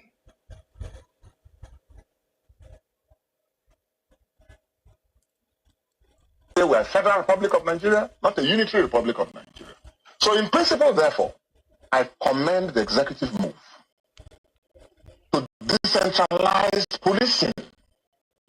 But that's not the only thing to decentralize. We have to also decentralize the issue of mineral rights, what we call resource control. So if the president has done this, and it has my support. But let me explain, not in the way it is presented. I am in support of decentralization of policing powers, which is the right thing to propose, and I support it. But my prescription would have been to decentralize it to the zonal levels. First, decentralize it to the zonal levels. The governors who are units, who are governors of subnational groups, bodies in our federation. I was the governor, and I know the problem. They used to transfer my police commissioners every week, because they wanted to take my state by force, which they couldn't end up doing, okay, because of the people. Now, a governor should not be without some measure of control. So what I have supported probably would have been move it to the zonal level, because already the most senior police officers from every zone are the DIGs, from the south, southwest, southeast, south, north, west, north, central, all of them DIGs. So my prescription firstly would have been decentralizing the police force, put it at the zonal level. Then we have to amend the constitution to give the governors powers to appoint the commissioners of police, working with the Police Service Commission, okay? And then putting them to the House of Assembly for screening and oversight. That's the right thing to do. And thereafter, we now take it to the states and then the local government. For the local government, listen, for the local government, another area the president has started something but abandoned it halfway, and I hope he has the courage to push it through, which is important also for security, but also to ground our democracy, is the issue of local government reforms. Yeah. If he did something well with the Attorney General, and I have commended that. But see, my being opposition doesn't mean if you do something good, I won't commend you. No, I will, but I'll point out how it should be done differently. We are totally out of time now, sir. Yes, okay. But just... All right, that was the leader of the Nigerian Democratic Congress, Saraka Dixon. What he said actually makes sense, but I don't think it's going to fly. To have zonal, it's going to fly in Yoruba land, clearly, but you also have to understand the structure of Nigeria as it is. And I said often that when we talk about regional system and stuff, it's a lot easier for us to understand it as Yoruba people. Most people can't, right? And that's why if you read the 2014 Confab report, there's a refrain, there's a word they kept using, a phrase, right? If a sentence actually, they use it over and over again, The constituent unit will be the state. The constituent unit will be the state. Because they were saying it again. I mean, if you find time, you can read the document. You can get it for free, by the way. If you ask me how, I will tell you. I'm sure you already know. I'm just kidding. It's on Radio Me Global, on Telegram. There's that. They kept using the word the constituent unit or the federating unit will be the state. The federating unit will be the state. And they actually mentioned that if think about the region thing, why there shouldn't be a region, or how there wouldn't be a region, or why how there won't be a region. But there's a clause that will make it possible, by the way, which is what I think Yoruba will explore if we ever go that route of implementing that report from the 2014 confab. The point is that the uniqueness of different zones, I think, makes it a bit different. Also, it takes power. It still makes it look as if, the power is out of the hands of the governors, since the governor is supposed to be the chief security officer of a state, and the region is not the federating unit. The state is. Nobody is controlling any region. And that's why one also has to be very careful of what the development commissions actually represent. They're not a tier of government. They're an agency of the federal government to serve the regions. Okay, so SWDC, SCDC, NWDC, NCDC, NEDC, and SSDC. All these DCs, no ACs, all these DCs, right, are agencies of the federal government to serve the regions. So they are not a new tier of government. And I think you're going to have police at a particular level. It has to be attached to a tier of government. It could be the state, it could be the local government, it could even be the town if you ever have to work with the kings and have something like a mayoral structure. But to put it at a regional level where there is no government that is attached to that body you're creating, I think it might be a recipe for disaster somewhere down the line. That's generally speaking. But for us in the Southwest, it would have been very perfect because we already have a model we're working with. Okay, I think the governors know how. I mean, there's a way we work things, which makes it a bit different. We're going to come back to the peculiarity of Southwest later. I want us to finish this conversation that Seriake Dixon had with Seun Okinbaloye.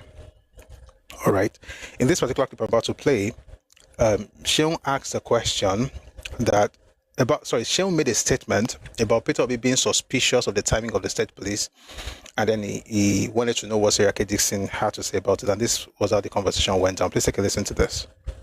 Over 30 seconds. Your candidate, presidential candidate, has said is suspicious. The timing that you cannot amend the state policing and give powers to governors when there's an election, just in 30 seconds. Do you agree with that stand? The presidential candidate Peter Obi is right, and that's also my view. We can start the process. The president has started a good thing by introducing this reform. Okay? There's a courage to do it. Even though I disagree, the speed with which it is going, slow it down a little bit. Okay? Because with every national attention and resources now should be focused on fighting terrorism and insecurity and creating the environment to enable us have an election. The business of implementing this should be left for the next government. We're totally out of time. But it's a great move. It's a great move. Thank you so much. That's a joke. 30 seconds. That's a joke. That was a mistake Jonathan made. I don't even know if I should call it a mistake, but that was the move that Jonathan made, which is a very wrong move, and the document I was referring to earlier, the reason it doesn't make sense to most of us is because Jonathan did not, implement it. You know what he said? He said he would implement it if he won. He didn't win. Therefore, the document, it's a beautiful document. I mean, it does not address all the problems that Nigeria has, but it addresses a lot of them. That document is just on our tabs and phones and books we're reading on our desks. That's about it. Thankfully, after 11 years, the president chose to begin to implement some of the recommendations of that document, of that report. The president, of course, is President Tinubu. He's not implementing it. And that's why you have the development commissions I mentioned earlier. They're in that document. There are other things there. And there was a time, a long time ago, when I actually went deep into the document here. Maybe we'll do it again some other time. But if Jonathan had that will, that political will, he could have done what he could have done. Even if not everything, he would have been able to implement some of the recommendations before leaving office. The idea that you're going to do something and just leave it onto the next person, what are you really doing? It doesn't make sense. Why would you spend all this time pushing a bill,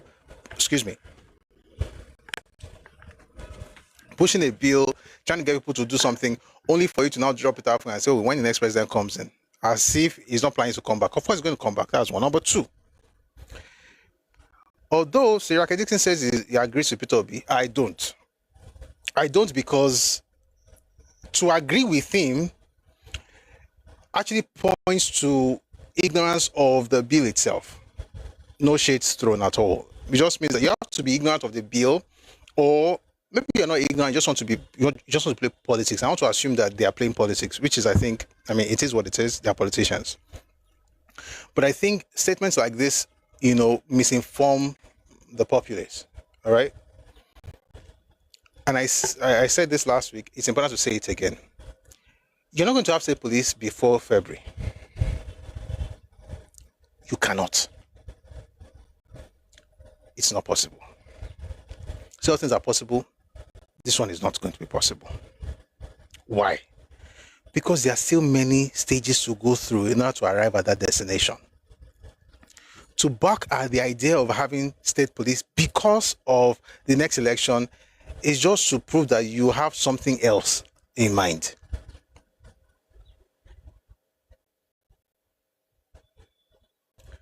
Someone says GJ would not have been able to implement those recommendations because he didn't control 2/3 of the National Assembly. You don't need the 2/3 of the National Assembly in the kitty of the president in order to implement the things. The ones that he implemented, how did he implement those ones? The Tinubu that is the president that has 2/3 majority, has he been able to implement everything? You will not implement everything now, but there are some. And let me also say something before we move on to the topic, just because somebody wrote in the comments, and I appreciate what you wrote in the comment section, but here's this thing. Here's the thing I think we should all think about. There are certain bills. Okay, let me give an example. This particular confab had representatives of the people. They had a conversation, agreed on certain things, right? Then the idea was to send that thing to the National Assembly. You cannot get everything passed, even if you have 2/3 of the House. But there are some things, there are some basic things that you get passed that will not hurt the, what's the word now? The political whatever ambition or whatever of the opposition in the National Assembly. All right, and the point is that he did not do it. And when he was promising us that he would do it if he won, he did not say that he would do it if he had 2/3 majority of the House of Assembly, or sorry, House of Representatives or Senate. He did not use 2/3 of majority. He did not use 2/3 majority as a reason for not passing that bill. He used election. So, I think you are making an excuse for him that he did not make for himself. He said he would implement if he won. He did not say he would implement if he got 2/3 of the National Assembly. And there's some bills that were passed while he was president, and it was not because he had 2/3 either. Anyway, back to what I was saying. The idea that you're going to have state police very soon before election is not right. We'll go through what we went through last week. It's important. I know we're doing it again and again. It's because repetition is the law of long and lasting impression. So what we have right now is that the National Assembly has passed that bill, the House of Representatives and the Senate. But we still need the bill to be approved across the state houses of assembly in Nigeria. We have 36 of them. We need 24. We need 2/3 majority to be able to actually go to the next level. That has not been done yet. We're hoping that will be done. We're also hoping that they're probably going to have public hearing in the respective state houses of assembly. All right, but you still need to have that approval from the state house of assembly, state houses of assembly, and then you have presidential assent, which is the president signing off, on that particular bill. Excuse me. After presidential assent, you then have to go back to the National Assembly, where they'll have to pass a State Police Act. And that act is what's going to cover the funding, the curricula that will be used in training the personnel, and also interagency protocol, right? The relationship between the state police and the federal police. All of that will be in the State Police Act that has not been discussed. I don't even think they even started working on it. I don't think so, but definitely it has not been passed. So after presidential assent, you still work on the State Police Act. After that one, you now have these different states begin to work on the laws. So the House of Assembly across the state again have to work on laws that will establish state police in their state, because what they are doing right now is to approve the amendment to the Constitution. What is happening right now is the amendment to the Constitution that they're still dealing with. They will now come to the State Police Act, then the states will now come up with their own laws that will establish police in their own states, the frameworks. the commission, the state police commissions that they're going to have, how they're going to run it, all those things will not be done in the houses of assembly. Sure, you know that all these things, you can't finish it in 1 week or 1 month. Thanks a lot for the gift, Dan. I really appreciate it. Thank you. Thank you so much.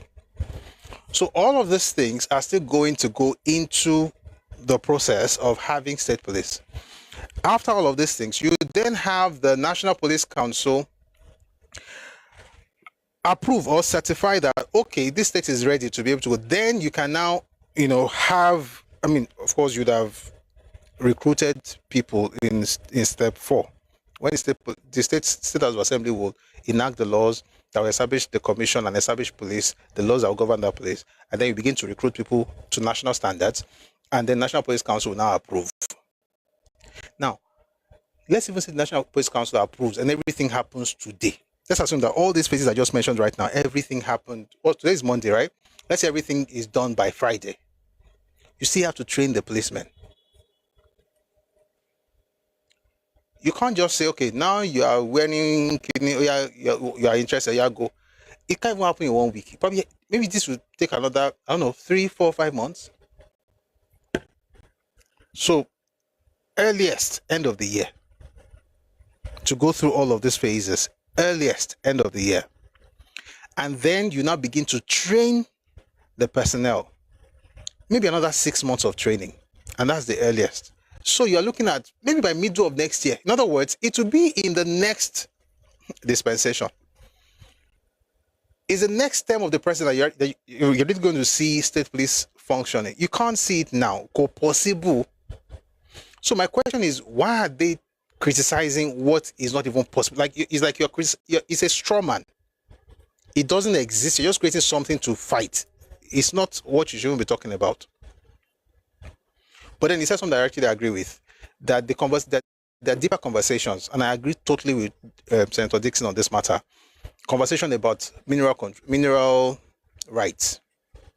And if I'm from the South, it's a conversation that's been going on for a while, and it's something that I wholeheartedly, support. I've said this several times. There is no reason I should be thinking of taking anything from the oil from my Yelsa state. It's not my own. It's not my oil. Now that statement could hurt me. I know.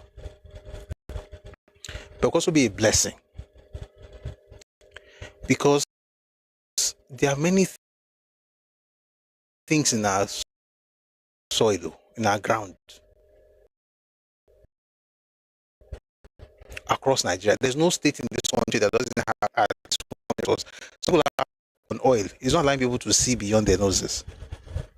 And even oil is being discovered in different places now, thank God. By the way, shout out to Ogun State. Exploration has started in Ogun State now. Oil exploration has started in Ogun State. There's oil in Lagos State. There's oil in Ondo State. I'm kind of good. I'm Yoruba land, praise God. But beyond the oil, we don't even need oil to grow Yoruba land. I'm glad that there's oil, but without the oil, we'll still do well. But those who have the oil should also be able to enjoy it. So we need to have that conversation about resource control, which is what they meant by mineral rights. How, for instance, we can go back to the situation where the state has a bigger piece of the pie rather than having 13% derivation. Right? They should be able to, if they want, someone say, oh, the money they're using right now, they're not using it well. Why are we asking the state to have bigger rights on their flow? It's their own. If they like, they should drink the oil. It's not my own. So what's my business? I'm from Ile-Ife. Why should I be asking what Delta is using the oil for? That's the unitary mindset that we have. This is what Iransi gave us. It's a terrible thing. It's a terrible thing. What you are doing, Tojubole around Nuru, you are looking at other people's land and say, what are you doing in your state? What are you doing in your state? What's your business? You're not even a resident. All right. So when we have our own oil, we discuss what we do with the oil in Ondo, in Lagos, in Ogun, the gold in Oshun, right? You have all kinds of stuff in Oyo, in Ekiti. The thing is, bitumen, there is lithium, I heard they discovered lithium in one of the southwest states. I saw the report yesterday. There are crazy things around us. In some places, all they have is rocks, and those rocks can change. There's a news report I also saw yesterday. If I find it here, I'm going to talk about it. Where the Lagos State is talking about. I'll see if I can find it because it's it's important in this conversation. They are talking about regional development. I mean, we know SWDC, we know Don Commission, but Lagos is now spearheading the need. Oh dear, I hope I find it. It would be really cool if I could find it now.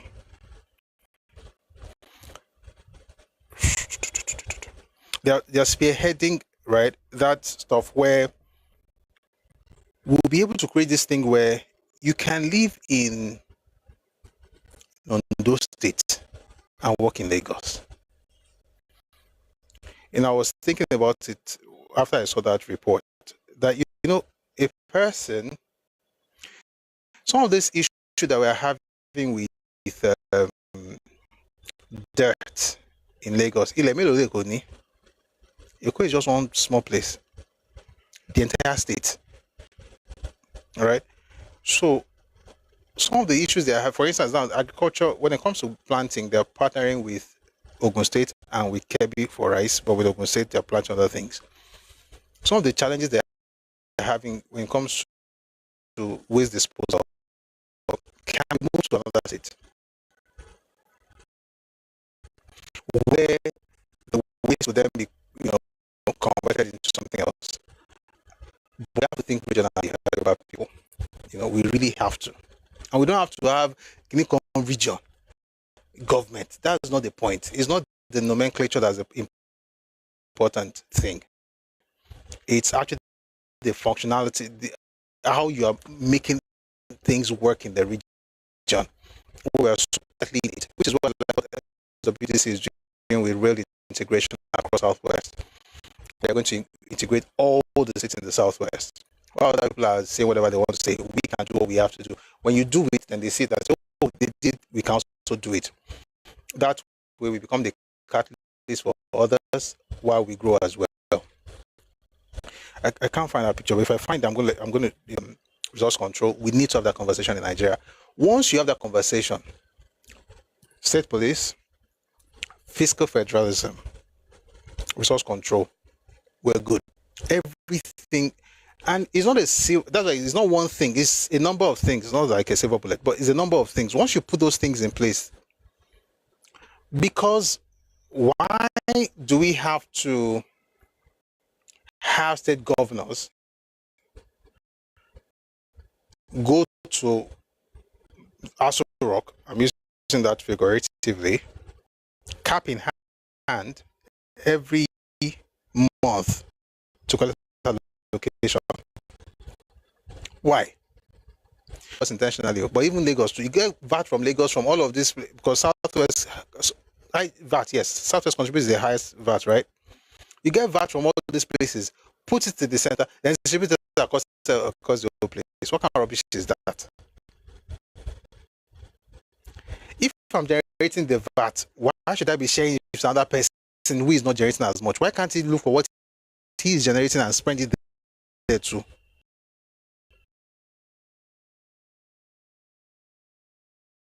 Why am I my places where they're destroying beer bottles?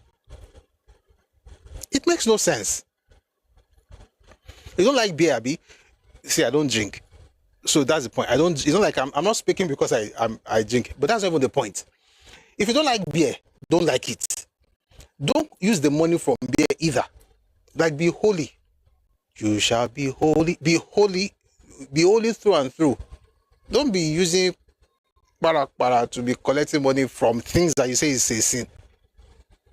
What kind of government are we running in this country? So yeah, that conversation has to be had, and I think this is also going to spur us into such conversations.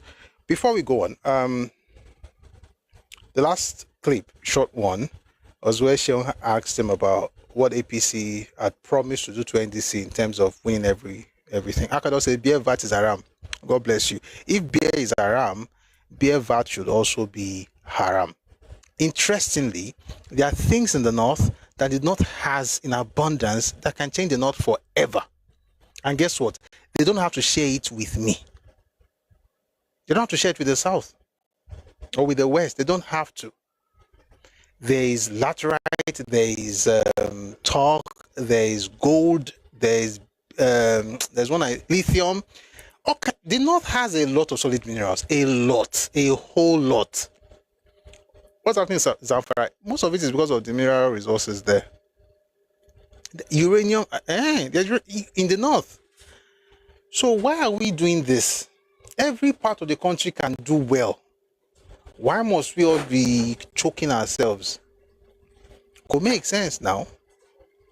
By the way, if you're on YouTube or on Facebook and I've not read your chat, your messages, it's because the site is not loading. But I'm going to find a way to read your chat in a bit. Let's just have this conversation from Senator Dixon and Sheon talking about how APC promised to beat them silly in the presidential election. Take a listen to this. No. The APC has said they will beat you silly, and you don't have a pathway. But first, allow every party that you want to be. You can only beat them silly in a contest, in an electoral contest. So let's have a free and fair contest. They should not rig the process. No. I'm not even talking of that yet. No, don't constrict you out before the don't constrict the space. Let the ADC be on the ballot. Let the NDC be on the ballot. Let the APM be on the ballot. Let the Labour Party, the PDP. Well, for PDP, my precious PDP, I don't know much, but whatever it is, let's protect the opposition space. All right. And I can't say anything bad about the PDP. That's my platform. Yes. Yeah. The man is wise. I mean, I don't support NDC, but this man is wise. See how he just talked about PDP. Very wise. I read some comments on YouTube. The main problem is not what was said. This is from Monparfait on YouTube. Good to see you. It's been a minute. Thank you for joining us today. He says the main problem is not what was said, but who said it. If it was made by those who they love, they'll praise it. The same people who berated those who negotiate with bandits are also the people praising Obi when he promised to negotiate with bandits if he becomes president. I don't take their rant seriously no more. I think he's referring to the Akara thing we talked about earlier from the First Lady. Cindy, thank you very much, Cindy Rikers. Dadake Shinro says, Dadake Shinro. Interesting. I'm glad I got the name correctly. Dadake Shinro says, what makes Nigerians better than what the First Lady said? To me, is the best statement of this year. A society that really validates third world reasoning without elements of humility. We've got to be humble. All of us have to build somewhere. Self-motivation, self-motivator says, I remember walking biscuits. Me too. Adem Milola on YouTube says, he's against the coastal road because it opens up the South-South to finance and economic opportunities from the Southwest. I never thought about it that way. Ain't good go, ain't deep go. Thank you. Ademola also says his motive is bigoted. Same with criticism of state police because of its potential, ending all expansionist agenda in any shape or form because ethnicities can own their space. I just want to say that I really respect your thought process, Ademola on YouTube. Thank you for sharing. Linda Ajide says, how dare Peter Obi tell Tinubu how to do infrastructure? Can he compare his state to Lagos? Absolutely not.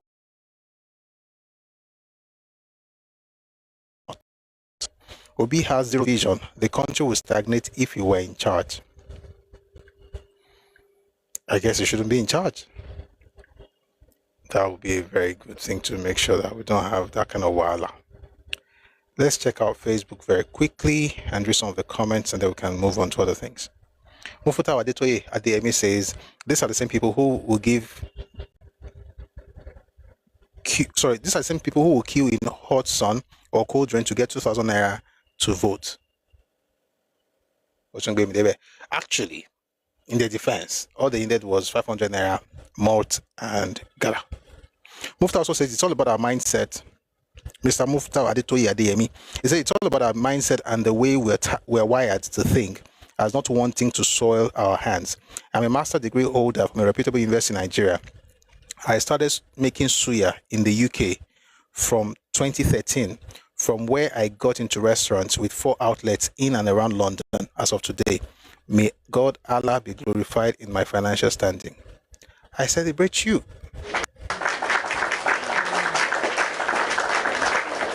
I celebrate you. That's brilliant. That's brilliant. That's good. Master's degree holder, moved to the UK, started selling suya in 2013, now has 4 outlets. That's good. But no, they tell us that we should not be selling akara or selling suya. All of us have to wear tie. Tie no ni, all of us shiwa. That Ibadan thing has a way of coming in. And I kind of like it. I'm not going to lie. I like it. All right. So that's number one.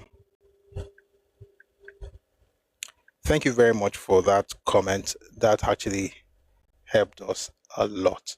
Someone says everything is not tech. Yes, I mean, we have to find that balance. I love tech. I think tech can do a lot of things, but I also know there are limitations to all these things now. As everybody that's going to make money and grow big tech businesses, we'll have to be open to options, right?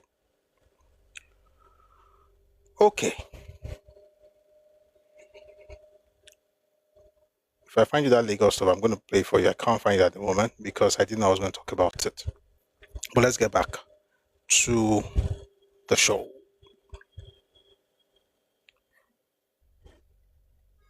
I'm going to play. Sorry, there's a little hiccup here. I'm going to find it very quickly. Okay, good.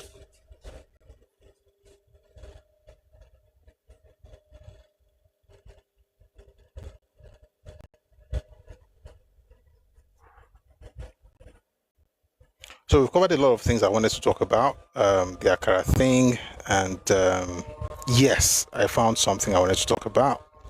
So somebody went to town to interview a person about their choice of presidential candidate in the next election. I'll bring people up very soon, please. I just wanted to make sure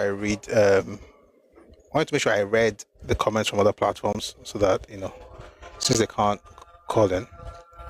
But by the way, when it's time to bring people up and you want to talk, you can send, and if you're not on TikTok, you can send a message to Telegram at Busui Oris, and then I'll bring you up later. But if you're here on TikTok, you get us to come up in a bit. All right, so a gentleman went on, I don't know what to call this. He's been doing this for a bit. I noticed that every time he asked people who they were supporting, whenever they mentioned Tinubu, the next question to Mambe is, are you Yoruba? And he reduced the conversation to an ethnic conversation, to be clear. But in this particular clip, he did the same thing actually. And when the person told him who she was supporting, he didn't really have a lot of questions about that. But I'm going to play that. I'm going to play another one that I think is now the reality in Yoruba land. Take a listen to this first clip. That's card to start with. Yes, I have. So 2027, we are ready. I'm ready. That's card to start with. Yes, I have. So 2027, we are ready. I'm ready. That come on the ballot paper. Yes. So of the top 3 candidates, that's Peter Obi, Atiku, and Tinubu. Mm-hmm. Who are you voting for? Me and Igbo. No, I'm married to Yoruba. But I would prefer my brother, though. Okay, so your brother out of the 3. Okay, so you voted Peter Obi because he's your brother. Don't you support your husband and brother? Don't talk about your brother here. Okay, I have one question for you, and if you answer correct. So here's the thing. The question was, who would you support? And the answer was Amiibo. And make no mistake, this is not like a one-person thing, if you're a Yoruba person and you're being blackmailed by, oh, you're a bigot. This is how the average person thinks in the Southeast. And you know what? Maybe it's not even national. Maybe it's national. But here's the point.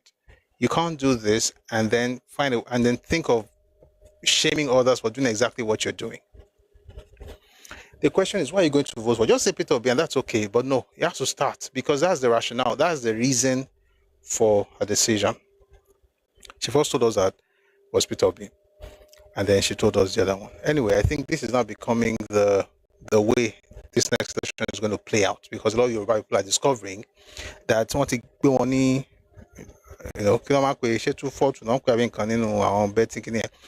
once you show one paper. Last election, you were told that you are a bigot, you have to vote for this person. This election, people are not even sending anymore. I'll play you one clip that will prove that point. Take a listen to this.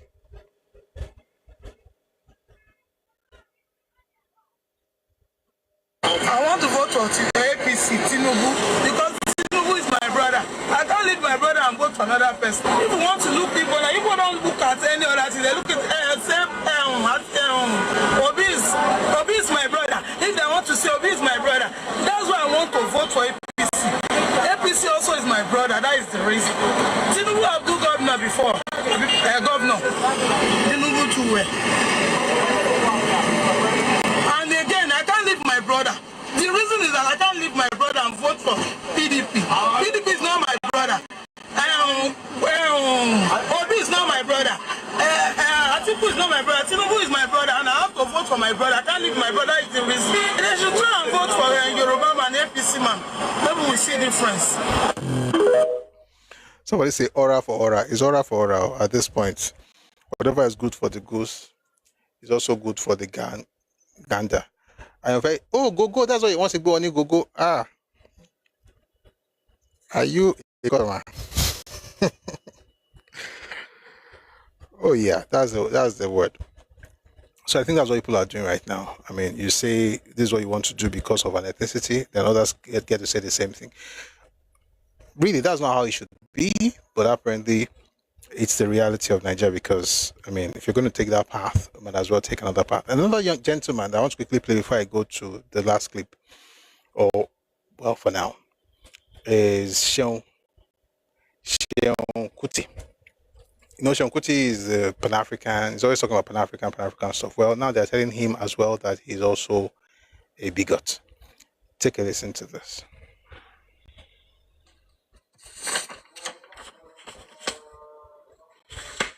Then the bastard idiots, they still call the make up lies. Shehu is a tribal bigot.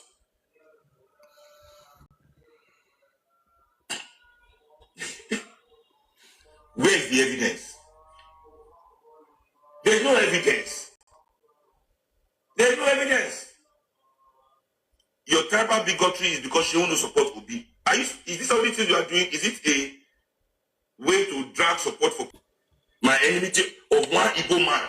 My enmity with one Igbo man, my lack of support for one Igbo man means Seun Kuti does not support all Igbo people. My main security that protects my life when I go out, the man I give my life in his hand is an Igbo man. If you see me at any show, he's standing by my side, he's Igbo. Fully Igbo. I'm surrounded with Igbo people. I'm surrounded by Nigerians. I'm surrounded by Africans. I don't see tribe. Now, be tribe. Me, I don't see tribe. Now, be tribe. I'm a Pan-Africanist. Show me one place where Seun Kuti come outside now and say, hey, Igbo people are this, Igbo people are that.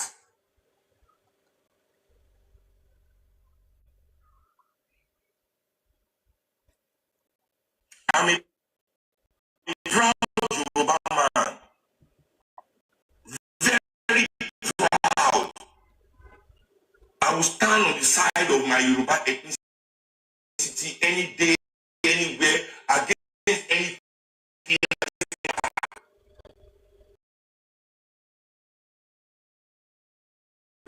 Doesn't make me a bigot to Igbos or to Hausas. Yes.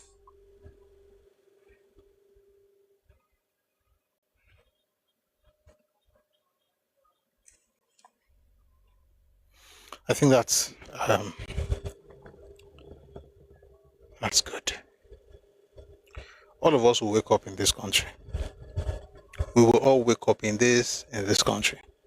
You can love Nigerians and love Nigeria and love everybody and love every ethnicity, but you've got to be fierce about who you are, about your identity. No, don't let anybody tell you and come around and tell you that, oh, you know, you're being a bigot because you're thinking about ethnicity. When the person, like I always say, is violently ultra conservative wherever they come from.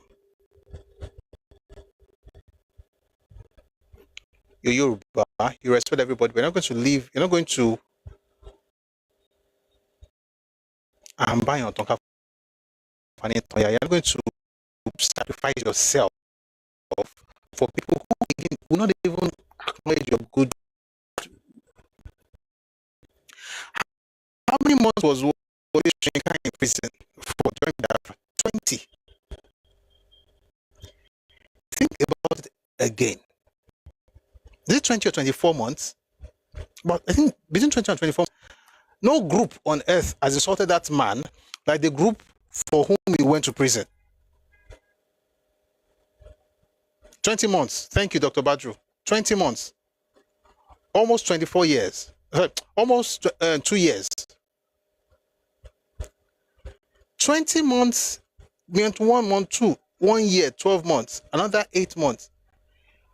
He went to prison for Biafra's sake. He wrote a book about it. The man died. Fantastic mind. You know those people that are doing Yoruba intellectuals, they need help. We need help. Because I don't want to make it look as if I'm outside. All of us need help. We always act as if we are supermen. Like we have a duty. Like we have a duty, right? And we have to somehow, excuse me. Oh dear, I didn't plug this. 1 second. I'm going to say what I want to say. I think Paul Magugo learn. Masoto tell me. Mumbo.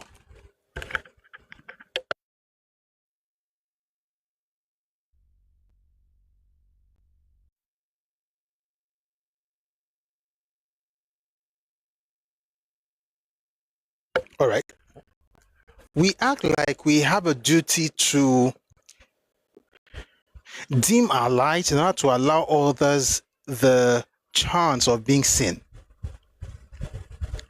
Why do I have to dim my light for you? Why not help you to do something about being seen while I don't have to reduce myself?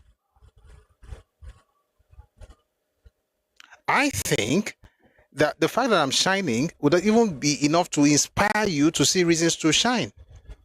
And when you begin to shine, when you shine, we then shine. But not that I have to dim myself because of you. Who are you? We do this thing in Yoruba land though. They'll be discussing history like history is...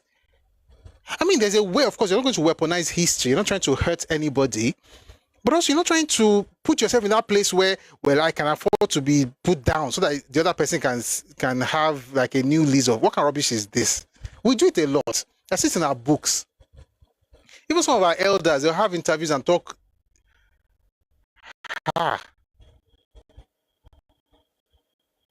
As if you now say, okay, no, come on, being baking, let me just take it. I don't have to take anything. The person that told she one and I can help you without having to reduce myself. I'm not the savior of the world. And if I have to sacrifice myself, let it be for someone who is worth it. Shoyinka is a lesson for life. And it's not the only one. Banjo was killed. Shoyinka was in prison. At least he did not pay the ultimate sacrifice. Banjo was killed. And read books. It was this, it was that. I'm wondering, The person who actually did all this for you, that we even have a problem with the fact that he did that for you. When the Banjo began to rethink, I believe it was late August 1967. That was when the Banjo began to say, wait, though, in coming one bikini, yo. That was after Ojukwu sent him that letter. You find the letter in the book by F. Adetonwo Ogunsheye, A Break in the Silence. We've had a session here before. Maybe we're going to revisit some of these things. I'm expecting the meeting very soon. So once I run this week and the next, we'll be able to get back into some history. It's amazing when you're telling a person that, we are going to occupy Yoruba land from Lagos to Jeba. And the Biafran forces will be there for as long as they deem it fit. Like, they'll be there as long as necessary. Not as long as we want you, but as long as you deem it okay to be in Yoruba land. And then you appoint the administrator of Lagos and appoint administrator of Western region. Then he told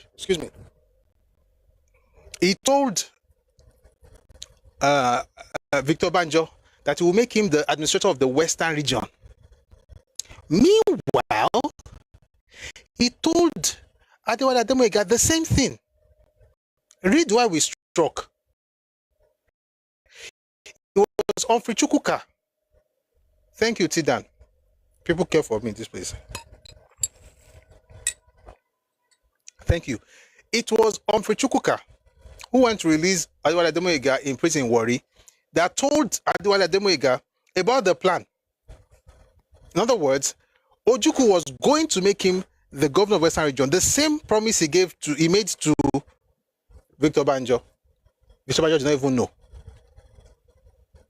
We will have that session again. We'll discuss everything that happened, especially when they moved out into the Midwest and the plan to get into Yoruba land, and when everything stopped. You have Yoruba men who just feel like, really bad, no. And we do it a lot. Really bad, no. It's not like they're bad people. We're not saying people are bad. Listen, there's no ethnicity that doesn't have good people. There's no ethnicity that doesn't have bad people. I'm a Yoruba man. They are bad Yoruba people. I've met some of them. They are terrible Yoruba people on earth. They exist. I would be seeing myself, all of us are just wonderful, how much to do, we are good. It's a lie. So some of us are bad people. They are good Yoruba people. There are plenty. I've met them. I've lived with them. They are great Yoruba people around me. They're also good Igbo people. And they are bad Igbo people. And they are bad people. Bad Hausa people. They are bad people everywhere. It is not about the people. It's about the culture. When you have a culture that does not, or used to be, I don't know if she still acts, put us the same and said, oh, this person built Third Mainland Bridge. It was Shehu Shagari. It was Muhammadu Buhari. It was Shehu Shagari and IBB that built Third Mainland Bridge. I mean, we can go into the details of the history, the involvement of Olusegun Obasanjo and all of those things, but that's even my grouse. My grouse was, then he says, they were not Yoruba. So I said, Muhammadu Buhari built the second Niger Bridge. He's not Igbo. Then they came out of the woodworks. Came out of the Lungu. Oh, it was DJ. DJ did not build anything. He started the process. They began to clear the ground, and then they stopped. The PPP plan that he had failed. The Buhari had to come in, and federal government sponsored that project 100%. State government did not put money. Delta on it, Anambra State did not add any money. Julius Berger did not have to put up any money. They had to use money from our own budget and Abacha loot to build that stuff. But guess what? You have people on social media saying that no, it cannot be Buhari, it has to be because they cannot allow themselves to appreciate the man who did it. And people talk about but they are good ones. The good ones are silent. The silent minority that doesn't see anything. They don't see anything. They just watch. Why? Because they don't know where it's going to fall. If it falls here, they will say, we were against it. If it falls there, it's we're for you. We're not really saying anything. So if for instance, it doesn't